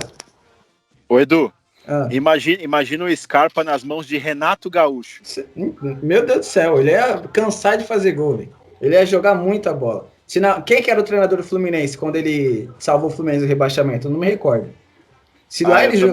Eu também não me recordo. Então, se lá ele jogou muita bola, com um time limitadíssimo, que só tinha ele, o Johnny Gonzalez e o Pedro. Basicamente era esses três. E ele jogou muita bola. Imagina ele na mão do Renato Gaúcho e naquele elenco do Renato Gaúcho. Na mão de um São Paulo e com aquele time do São Paulo. Eu poderia falar Flamengo, mas o treinador do Flamengo, ele é um banana. Não sabe comandar e não sabe treinar. Então, cara, ele ia jogar muita bola. Eu confio demais no Scarpa. Eu queria o Scarpa no meu time. Fácil. Olha, eu confesso que eu discordo de vocês. Eu não vejo todo esse futebol no Scarpa. Claro, não é um mau jogador, mas eu não vejo todo esse futebol no Scarpa, não. Eu acho que, persistir com o Lucas Lima, eu acho que tecnicamente ele é melhor. Mas agora vamos trocar de assunto. Vamos para o São Paulo, né? São Paulo que foi até a Ilha do Retiro enfrentar o Sport. O jogo acho que foi às 19 horas, correto? 19 horas. Perfeito. Bom, São Paulo fez do que, na minha opinião, tem que ser feito, né, no momento de crise. Venceu a partida. Né? Eu queria destacar o Luciano, né, que em 2 jogos, mesmo, a minha opinião, um pouco fora de forma, né, porque não vinha jogando muito no Grêmio, ele até vinha entrando, né, mas era reserva do Diego Souza, e acabou dando uma assistência, né, pro Pablo, que, na minha opinião, junto com o Thiago Volpi, é o melhor jogador de São Paulo, vem sendo o melhor jogador de São Paulo, também, claro, com o Daniel Alves. Bom, é isso, São Paulo ganhou o jogo que tinha que ganhar e deu um respiro pro Fernando Diniz. Lu, queria que você me falasse, o Fernando Diniz, na minha opinião, teve seus méritos em trocar praticamente a base ali da defesa do São Paulo. Pelo menos está tentando. Dá para elogiar o Diniz dessa vez? Não, não dá para elogiar o Diniz. Ele tentou, ele trocou lá a zaga, beleza, trocou, que merecia ser trocada, porque ambos não estavam jogando bem. Mas o Daniel Alves, você falou que tá jogando bem, desculpa, tá jogando nada. Absolutamente nada. Nada, não tá jogando nada. E porque o Daniel Alves, ele não tá jogando nada faz tempo, e o Daniel Alves, ele não é substituído em nenhum jogo. Qual que é o medo de tirar o Daniel Alves? Só porque ele é multicampeão, 28 títulos na carreira, você não pode tirar o Daniel Alves? Se até Pelé foi substituído, quem é Daniel Alves? Não sei de onde o Diniz vê que o Daniel Alves é intocável. Ah, só porque o Daniel Alves indicou o Diniz, aí ele, por gratidão, não pode tirar o Daniel Alves do time? Ele, mais um jogo abaixo, não jogou absolutamente nada. Nada. Que nem você falou, os melhores jogadores de São Paulo, Volpi e Pablo. Parou aí, acabou. Luciano tá jogando bem, fez um gol, deu uma assistência, perdeu um gol feito no jogo de domingo, cara a cara com o Maílson. Mas não dá para entender esse amor, essa devoção por Daniel Alves. Primeiro que ele tá jogando fora de posição. Para mim ele não tem que jogar no meio, tem que jogar na lateral. No meio campo ele não tem noção de espaço. Ele dá muito espaço para o adversário, ele não marca, ele não corre. E o que ele deveria fazer, que é armar o time, ele não tá conseguindo. É um peladeiro. Então. Aí ele tá jogando totalmente fora de posição e totalmente mal. Não é à toa que quem deu passe pro gol não foi ele, foi o Luciano, que é centroavante. Então, o Daniel Alves, eu não sei porque ele é intocável, né, nesse São Paulo aí. Eu vejo que ele é intocável por causa que o Diniz tem medo de tirar ele, porque foi ele só tá no São Paulo porque foi o Daniel Alves lá que reuniu lá uns jogadores e falou, ó, traz o Diniz, que é com isso aqui que a gente vai. Porque eu não vejo outro motivo do Fernando Diniz estar lá e não vejo outro motivo do Fernando Diniz não tirar o Daniel Alves. Jogando nada. São Paulo fez 1-0, jogou melhor no primeiro tempo. Thiago Volpi quase entregou ouro, logo na sequência do gol do Pablo. Foi querer brincar, sair jogando, tocou a bola no pé do jogador do Sport que acertou a trave, depois quase sofreu o gol. Mas o São Paulo, uma vitória importante, apesar de não ter sido aquele primor de futebol, mas uma vitória importantíssima pela fase do time, para dar suspiro para o seu treinador e para a sua diretoria também, que estava sendo massacrada aí por todo mundo, e vai continuar sendo, porque é uma péssima gestão. Domingo tem clássico contra o Corinthians no Morumbi. Vamos ver que o Fernando Diniz, se ele vai ter a coragem de manter esse mesmo time, com essa mesma zaga. Eu acho muito difícil, porque do outro lado você vai ter um centroavante que é bom, um dos melhores do país, que é alto. Você jogar com o Léo, que é lateral na zaga, contra um Sport, que tá lá na zona de rebaixamento, que demitiu o Daniel Paulista depois do jogo e fechou hoje com o Jair Ventura para ser o novo treinador. Você tem lá um Elton, ele é grande, mas é um jogador mediano. Aí você entrar com um lateral na zaga contra um centroavante bom, experiente e matador, eu acho difícil. Então eu acho muito difícil ele manter esse mesmo time contra o Corinthians. Mas seria o ideal, porque não foi o que ganhou. O time que ganha não se mexe. Arboleda e Bruno Alves estavam jogando absolutamente nada, principalmente o Arboleda, chegando atrasado nas jogadas, perdendo a noção de marcação dentro da área, só pegar o gol os gols do Germancano contra o São Paulo, gol do Bahia, a linha defensiva do São Paulo totalmente equivocada. Então ele mexeu para mexer com o elenco, mas vamos ver se vai ter pulso para manter o time de domingo contra o Sport num clássico. É dentro de casa, mas eu acho muito difícil ele manter esse mesmo elenco. Mas a vitória foi importante, porque aí o São Paulo deu aí uma subida na tabela do Campeonato Brasileiro, né? Chegou a 7 pontos, é o 5º colocado. Pode perder essa 5ª colocação aí para o Corinthians na quarta-feira, com uma vitória mínima, e ultrapassa no saldo de gol. Lembrando que São Paulo tem um jogo a menos ainda, né?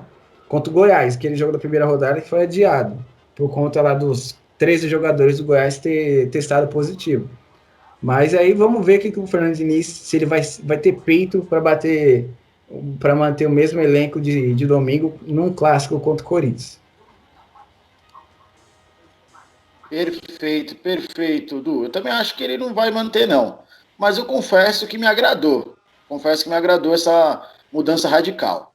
Léo, o que você acha a respeito do Luciano? Você acha que já dá para deixar ele ali como titular da equipe? E fale um pouco sobre esse momento aí do São Paulo. Então, em relação ao Luciano, ele é um jogador importante, é um jogador que tem faro de gol, por mais que tenha perdido um gol feito ontem, é um jogador que já mostrou que sabe, tem intimidade com as redes adversárias, teve bons e maus momentos em sua carreira, no Corinthians, Fluminense, no Grêmio não conseguiu convencer muito, mas é um jogador que pode ter a sua importância sim. Ele em 2 partidas, mesmo não estando 100% da sua forma, ele fez um gol, deu uma assistência, então ele pode ser muito importante nessa retomada do São Paulo. Sobre a partida de ontem é interessante, sabe aquela brincadeira do copo meio cheio, meio vazio? É o São Paulo. Copo meio cheio, conseguiu a vitória que precisava, importantíssima antes de um clássico contra o Corinthians. O São Paulo, mesmo jogando contra o Sport, que nunca é fácil na Ilha do Retiro, conseguiu se impor, conseguiu, na medida do possível, até fazer um jogo satisfatório. Por outro lado, vem o copo meio vazio.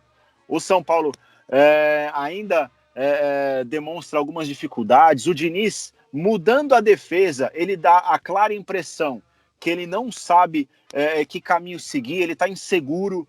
Então, eu concordo com o Edu em relação a essa questão do Daniel Alves. O Daniel Alves, ano passado, ele foi um dos principais jogadores do Brasil na Copa América jogando de lateral. Ele fez a carreira dele no Barcelona jogando de lateral. Então, essa invenção de Daniel Alves, camisa 10 e armador, não dá. O Daniel Alves tem que ser lateral direito, ele vai conseguir contribuir muito ao São Paulo jogando como lateral. Então, é um jogador que ele não consegue criar e não consegue defender jogando no meio-campo. Não é uma função que ele tem tanta intimidade, por mais que seja um jogador já experiente, rodado, multicampeão, mas eu vejo o Daniel Alves como um jogador mais para lateral do que para meio-campo.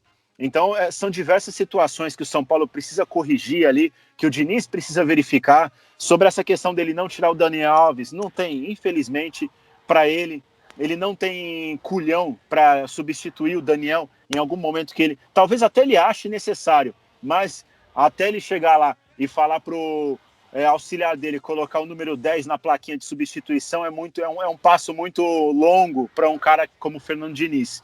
Então, o São Paulo tem esses dois lados. Agora, final de semana que vem, precisa vencer o Corinthians de qualquer forma. Perder para o Corinthians dentro do Morumbi, essa vitória contra o Sport não vai ter sido válido de nada, porque você perde um clássico para um time que o São Paulo vem perdendo muito nos últimos anos.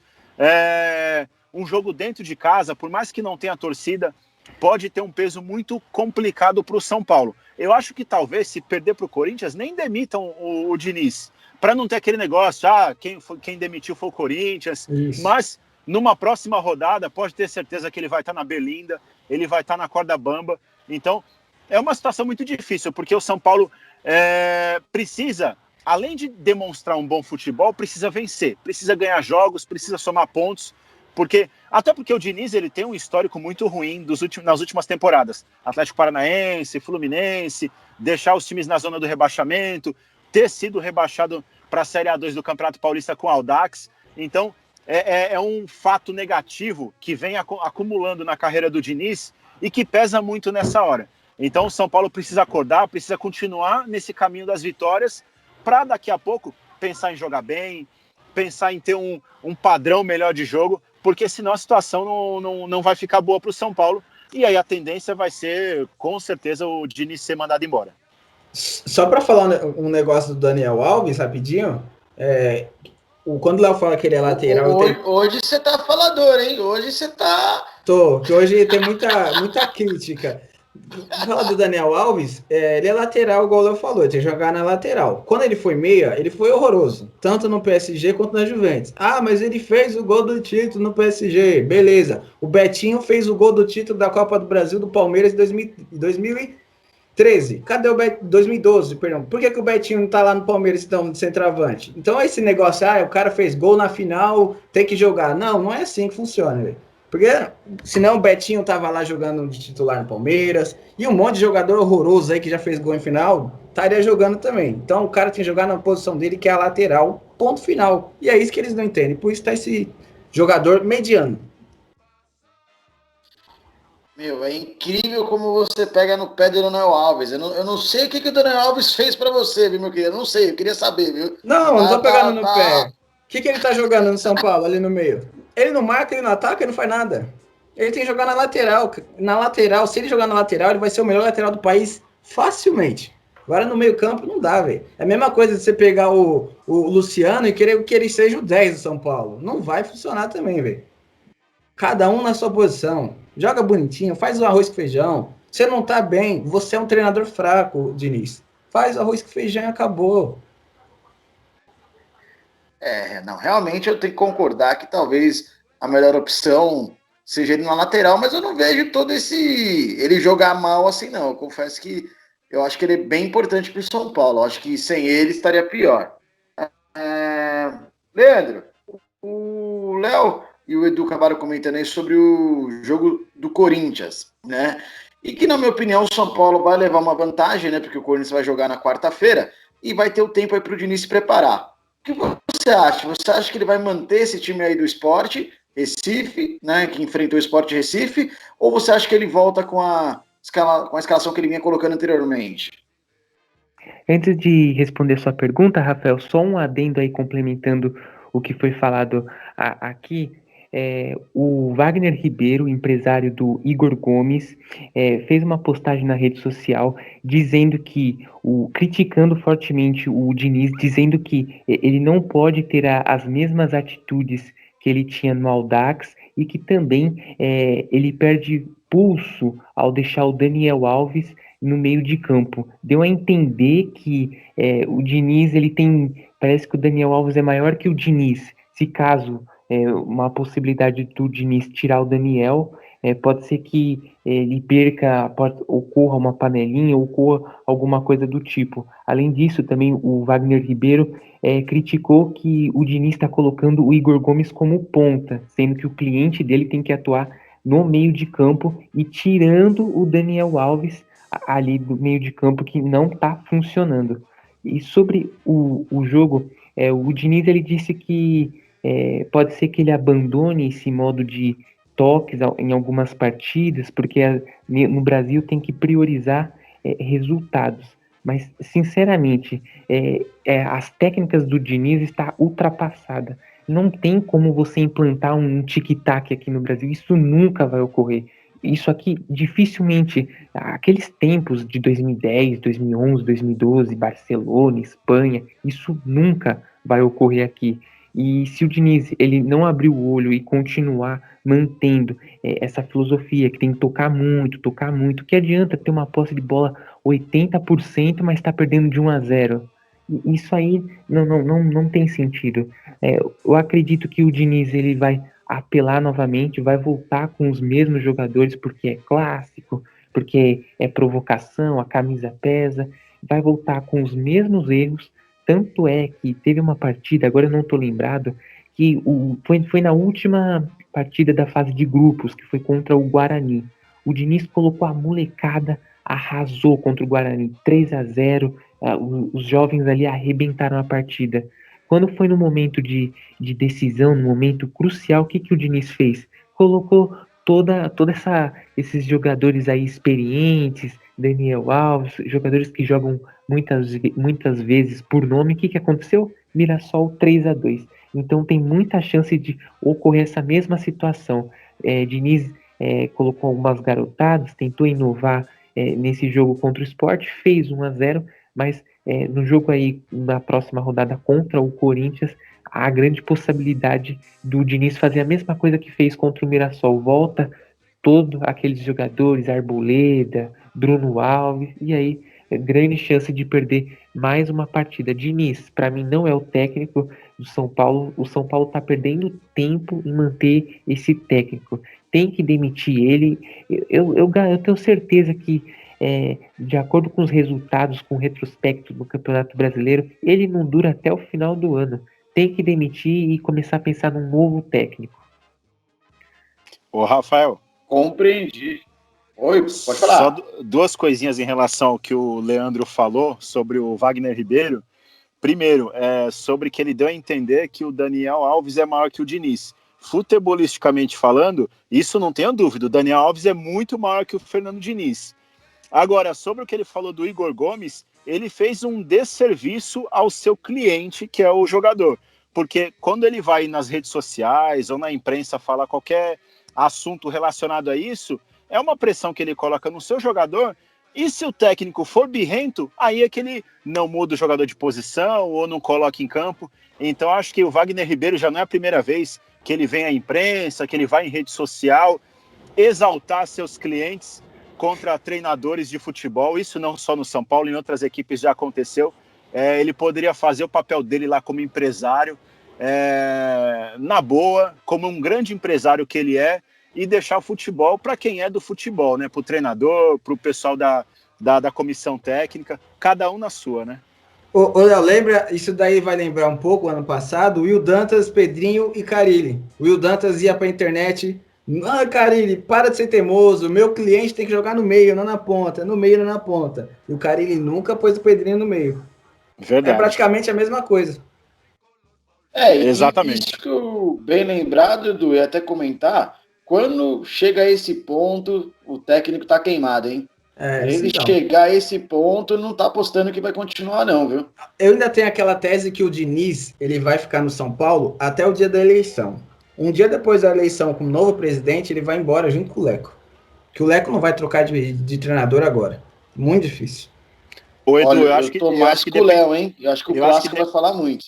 Além de falar muito, eu acho que depende muito das circunstâncias, porque ontem venceu o Sport, beleza, sim, ok. Só que se com o andar do campeonato o São Paulo não conseguir mostrar resultado e a posição do São Paulo na classificação começar a ficar muito ruim, eu acho que o Diniz vai começar a dançar, porque porque o São Paulo, na prática, não é um time, o seu elenco não é um time para ficar na parte de baixo da tabela.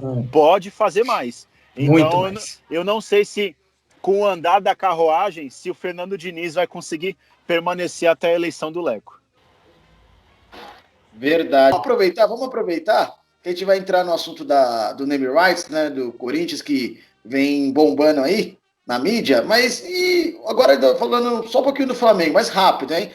O Leandro, quem seria o técnico ideal para assumir o Flamengo? Mas colocando uma possibilidade, não vai me falar Renato Gaúcho, que aí não vale. Pô, já leu meus pensamentos, já falou que eu ia falar Renato Gaúcho do Grêmio ou o Marcelo Galhardo do River Plate. Acho que esses dois aí são os nomes ideais de momento. Ambos impossíveis. Então, Eu traria o Rogério Ceni, velho. Falei no Rogério Ceni desde o início do ano, quando Jesus confirmou a saída. Eu não teria ido lá na Europa gastar dinheiro, correr risco de pegar coronavírus. Eu teria ido lá no Ceará, lá no CT do Fortaleza, e falado, Rogério, a partir desse momento você é o treinador do Flamengo. Não, independente do que o Ceará te paga, eu vou pagar o dobro. Vem pro Flamengo. É o melhor do Flamengo hoje. E você, Léo? Eu apostaria em Leonardo Cruz para ser treinador do Flamengo, um treinador jovem, promissor, barato. Qualquer 15 mil reais ele assume o Flamengo. Não, agora falando sério, eu concordo com o Edu, acho que seria uma grande, valiosíssima oportunidade para o Rogério Ceni, ele que faz um trabalho espetacular no Fortaleza, é o maior treinador da história do Fortaleza, teve uma passagem muito ruim pelo Cruzeiro, mas por tudo que o Cruzeiro vinha acontecendo, né, acho que nem Jesus Cristo dava jeito naquele time do Cruzeiro. O início dele como treinador de São Paulo também não foi grande coisa, mas assim, quem dá jeito no São Paulo? Então assim, ele teve no Fortaleza provou que vale todos os predicados possíveis para ter uma grande oportunidade. Então acho que o Rogério Ceni seria, eu acho que assim, a fome com a vontade de comer, como dizem, então seria uma boa oportunidade. Agora, concordo com o Leandro também. Marcelo Galhardo, Renato Gaúcho, são nomes que são praticamente impossíveis, só que o Flamengo é um time que tem dinheiro, é o mais rico do país, o Renato Gaúcho sonha em ser técnico do Flamengo, então assim, depende muito do que o Flamengo sonha e quer.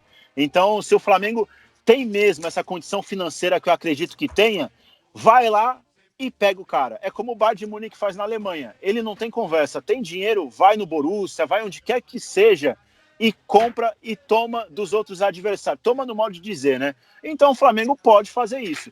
Agora, se não quiser ser o antipático da história, pode pegar o Rogério Ceni, que eu tenho certeza que nem o Fortaleza faria qualquer objeção, até porque o Fortaleza sabe que é o Flamengo, né? Então, não é que assim é o Ceará que está tentando pegar o Rogério Ceni, é o Flamengo. Então, seria um desafio interessante para o Rogério, para ele dar um passo à frente na sua carreira como treinador. O Fortaleza não disse não nem para o Cruzeiro, liberou na boa o Rogério, que dirá para o Flamengo. Com certeza. O Fortaleza tem gratidão pelo Rogério. Ele não vai ser esquecido assim por uma saída repentina. Eu iria atrás do Rogério. Olha, eu traria o segundo técnico mais vitorioso do Brasil, Fábio Carille. Fábio Carille daria jeito nesse time aí. Não ia ter jeito, né? Não ia ter pra ninguém. Não, daria sim. Muita retranca. O Carille é um bom treinador, mas aí o Flamengo não ia ter mais goleada de 4, de 3, ia ser 1-0, volante pra lá, volante pra cá, mas o Carille é um bom treinador sim, concordo com você, mas eu...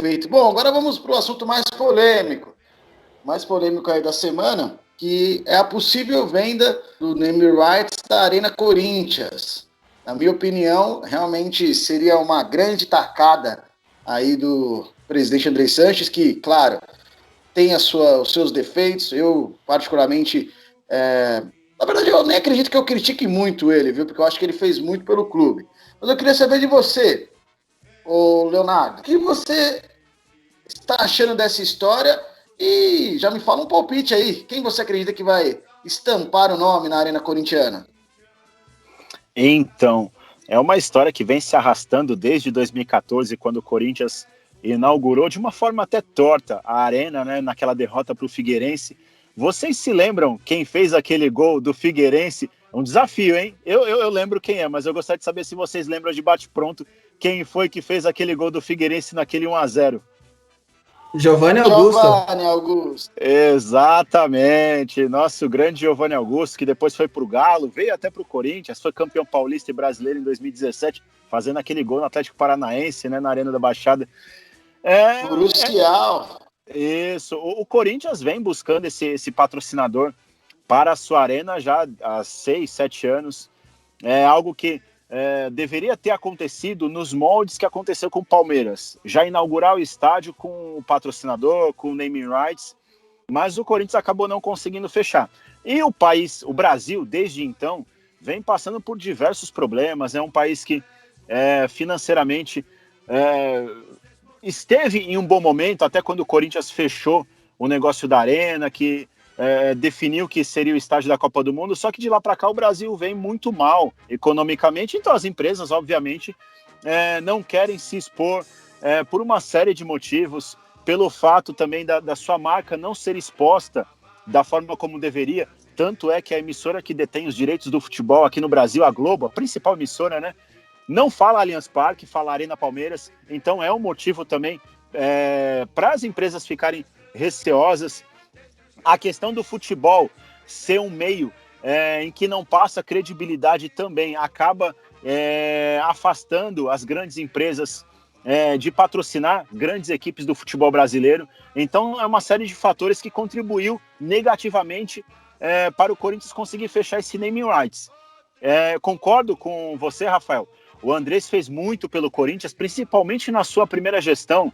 É curioso, o Andrés foi o presidente do rebaixamento, mas ele não teve tanta responsabilidade assim, por mais que ele foi um dos precursores daquela chegada da MSI, que foi quando começou a bagunçar tudo no Corinthians, mas o principal responsável era Alberto Dualib. E ele não foi o presidente quando o Corinthians ganhou a Libertadores e Mundial. Foi o nosso querido delegado Mário Gobi. Só que a glória por tudo que o Corinthians conquistou naquele período deve ser o Andrés. O Andrés fez muito pelo Corinthians, aquela vinda do Ronaldo proporcionou que o Corinthians conquistasse grandes coisas dentro e fora de campo, construção do CT, o próprio estádio, a modernização em diversas áreas ali dentro do Corinthians. Então o Andrés fez muito, mas essa segunda gestão dele vem deixando a desejar e muito. O Andrés vem participando de uma série de situações negativas no comando do Corinthians. Agora você vê, né? No finalzinho, no último ano da gestão, ele pode dar a volta por cima, e que volta por cima, fechando finalmente o name rights. Muitos falam entre 300 e 400 milhões que seriam pagos em 10 anos, e a empresa teria direitos sobre a arena por um período de 20 anos. Eu acho que é um baita de um negócio para o Corinthians. Financeiramente vai dar um alívio muito grande aos cofres do clube. O Corinthians tem muito a ganhar e muito a crescer novamente, tendo esse apoio do name rights.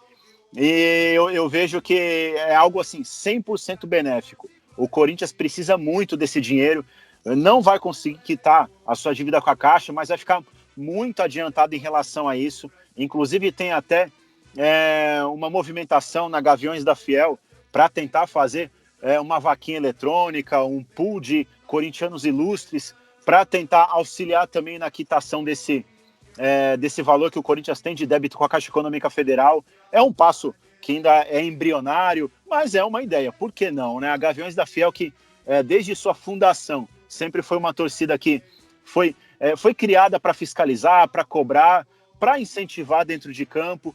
Tem os seus erros, tem os seus equívocos, mas se conseguirem organizar esse movimento, será assim, eu acho que o maior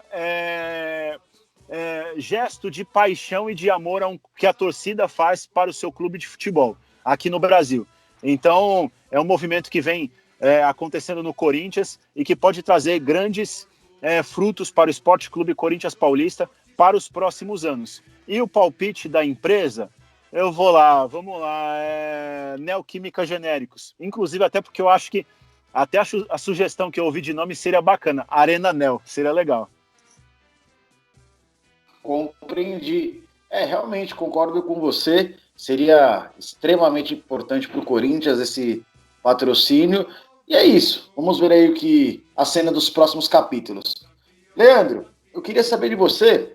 O Corinthians, né, passou por um grande período de evolução, né, na mão do Andrés Sanches, de ser um grande protagonista do futebol brasileiro, de fazer um belo time, e hoje, né, acaba perdendo para o Flamengo, que, na minha opinião, tem o mesmo potencial. Você acha que, fechando esse patrocínio, o Corinthians vai ter condições de ter um time igual ao do Flamengo?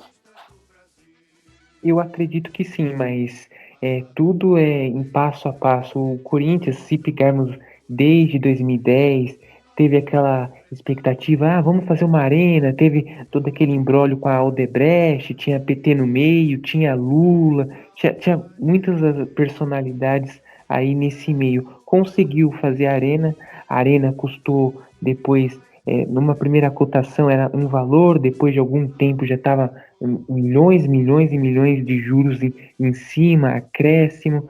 Se o Corinthians ele conseguir ter um bom patrocínio nessa arena, que pelos que todos estamos dizendo aí, parece que vai ser um bom dinheiro. Primeiro precisa ter gestão, precisa saber como é que está a dívida da arena, que está muito alta, como vai quitar, como vai negociar com a Caixa. Depois dessa negociação, além de ser um contrato muito longo, porque quando você cede a sua arena para um nome comercial, o contrato é mais de 20 anos, 15 anos, e eu tenho um palpite, assim, não seria um palpite, mas sonhar até pode, mas muitas vezes são situações quase impossíveis.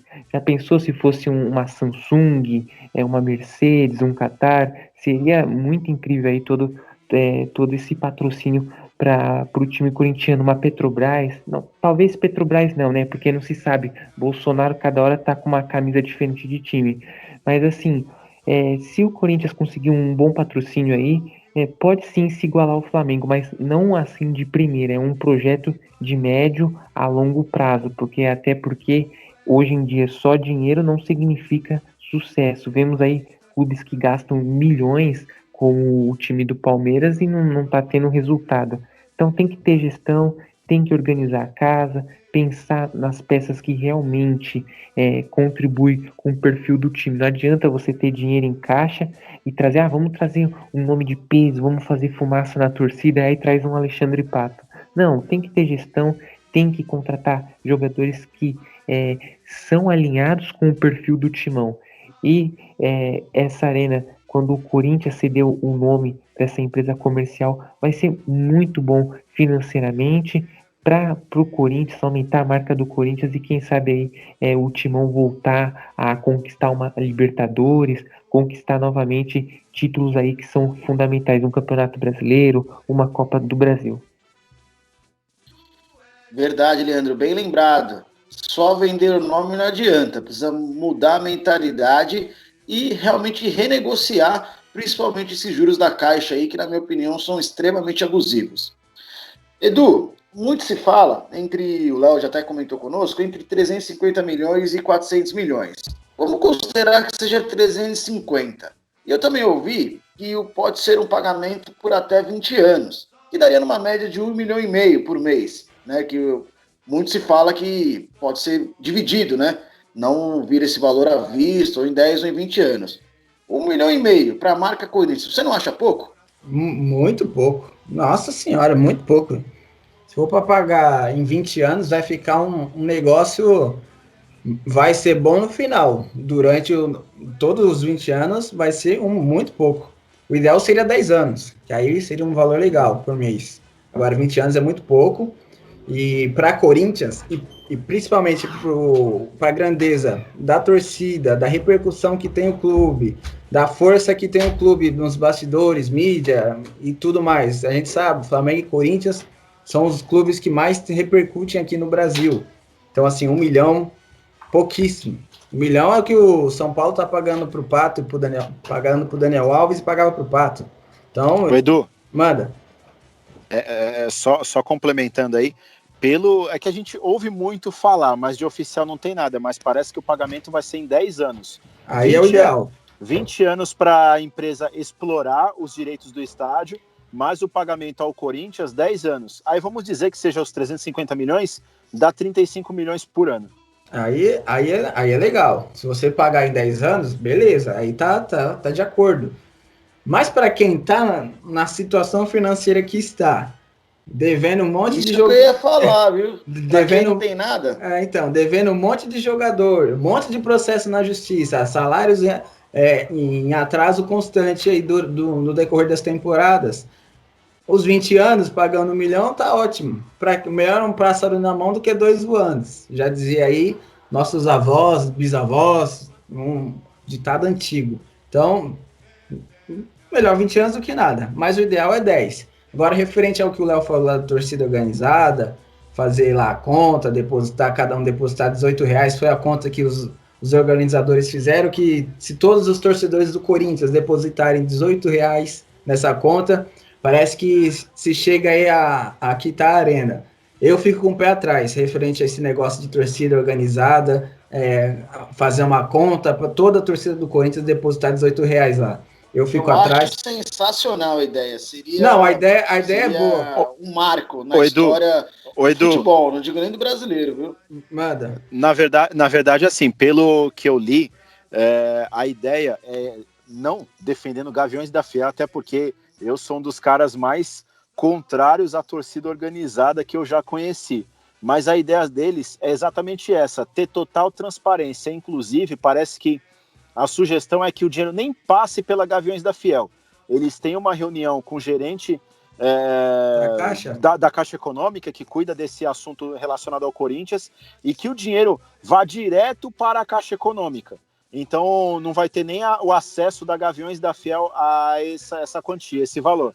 Será o depósito de quem for fazer direto para uma conta da Caixa Econômica, para evitar isso, que levantem suspeitas, que joguem o nome de quem estiver organizando isso na lata do lixo. Então, se for dessa forma que você falou, o dinheiro ir direto para a conta da Caixa, beleza, ok, vai ser a maior da história, um sinal de amor ao clube, de uma torcida ao seu clube. Não vai ter nenhuma ação assim tão grande tão apaixonante quanto essa. Agora, se o dinheiro deposita aqui na conta da Gaviões, depois a gente transfere, aí eu acho muito suspeito. Fico com um pé atrás, não. Fico com os 2 pés, as 2 mãos, as 2 orelhas, os 2 olhos, os 20 dedos atrás. Não concordo, não acho legal esse negócio aí de uma quantia exuberante, porque vai dar muito dinheiro isso aí. Pensa, 30 milhões multiplicado por R$18. Olha o tanto de dinheiro que isso vai dar. Para passar na mão de uma organizada que envolvida aí com diversas polêmicas aí no futebol, morte do menino lá do Kevin Spada na Bolívia, um monte de brigas aí generalizadas com torcida rival, e um monte de coisa. Eu acho muito suspeito essa quantia exuberante na conta de uma torcida organizada, ou até mesmo de um torcedor comum. Acho que quando tem muito dinheiro envolvido, as pessoas mudam o seu modo de pensar e o seu caráter. Na hora que o cara abrir a conta lá, tiver 0, beleza. Abrir a conta, ter R$500, ele vai continuar com a mesma postura. Na hora que ele abrir a conta lá e tiver lá 100 milhões de reais, a cabeça do cidadão muda. Se for dessa forma, direto para a caixa, beleza, só a favor. Agora, se for para fazer de torcedor comum para torcedor organizado, para depois para a caixa, eu sou totalmente contra. E eu vou complementar uma coisa, eu acho que essa ideia da Gaviões de fazer a transferência do dinheiro direto para a caixa é até um fator de credibilidade. Porque assim, eu acho que se fosse transferir o dinheiro para Gaviões, muita gente não iria fazer mesmo. Agora, você tendo essa transparência da grana e direto para o banco, eu acho que aumenta muito o número de adeptos a se envolverem nesta ação. E vou te falar uma coisa, vamos ser otimistas, vamos dizer que a Gaviões execute isso e dê muito certo para o Corinthians. Eu vou fazer o papel que não me caberia, mas eu vou fazer o papel do corintiano. Vamos dizer que seriam 2 das maiores ações na história do futebol mundial de uma torcida. Essa de ajudar a pagar o estádio. E a invasão do Maracanã. Não, em 2012, quando o Corinthians foi campeão do mundo, que foi a maior migração de um grupo de pessoas de um continente ao outro depois da Segunda Guerra Mundial, que foi quando a torcida do Corinthians invadiu o Japão. Que torcida, hein? Impressionante. Tem N coisas, né? Bem citado pelo Edu, a invasão ao Maracanã, né? Que também no futebol brasileiro é a maior invasão. Você pode colocar aí o movimento da democracia corintiana. Seria mais um grande fato, né? Mais um grande feito da torcida. Bom, mas Edu, eu acabei não perguntando, mas esqueci. Palpite pro nome da arena.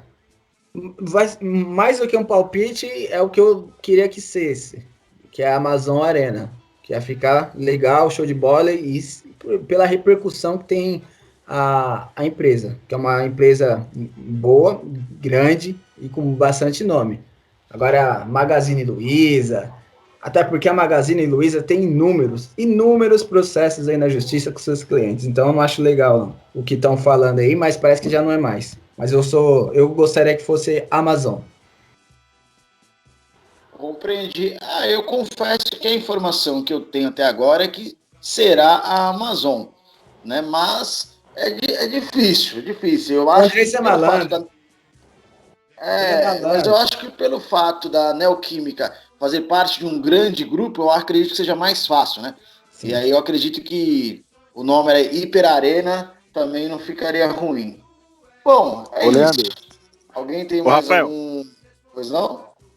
Só um complemento. E juntando, obviamente, todas as empresas do grupo, a Hipermarcas, liderados pela Neoquímica, foi, ao longo da história, o maior patrocínio que o Corinthians teve em sua camisa, né? Tá certo que tinham várias, era embaixo do braço, era no ombro, no peito, nas costas, no calção.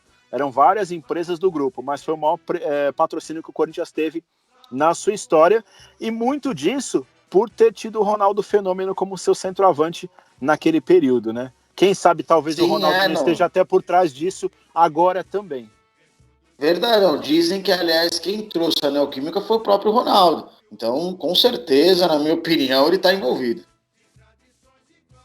Seria muito bom para o Corinthians, porque o Ronaldo é não só um ex-jogador com um nome muito forte no futebol mundial, mas como um empresário também bem sucedido. Então o Corinthians ganha sempre em ter o Ronaldo por perto. Acho que o Ronaldo é uma bandeira do Corinthians mundial e tem que estar sempre próximo em todos os negócios. Perfeito. Bom, eu acabei esquecendo do palpite de jogo contra o Fortaleza. O que vocês acham, Leandro? Corinthians ganha do Fortaleza? Qual vai ser o resultado? 1-0 Corinthians. Eduardo? 3-1. De novo. Corinthians. Léo? Eu só vou dar uma complementada aqui. Ederson, Cantígio, Arauz. Léo Natel, Jô, e eu daria uma oportunidade para o Luan como um atacante, não como meia, 2-0. Gostei.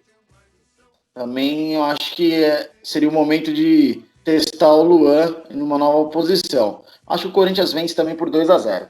Bom, partindo para as considerações finais, Leandro. Eu agradeço aí também a participação por mais um episódio. Estamos cada vez chegando mais longe. Agora vamos rumo ao 9º episódio. E uma boa semana para Eduardo, Rafael, Leonardo e a todos os ouvintes. Eduardo.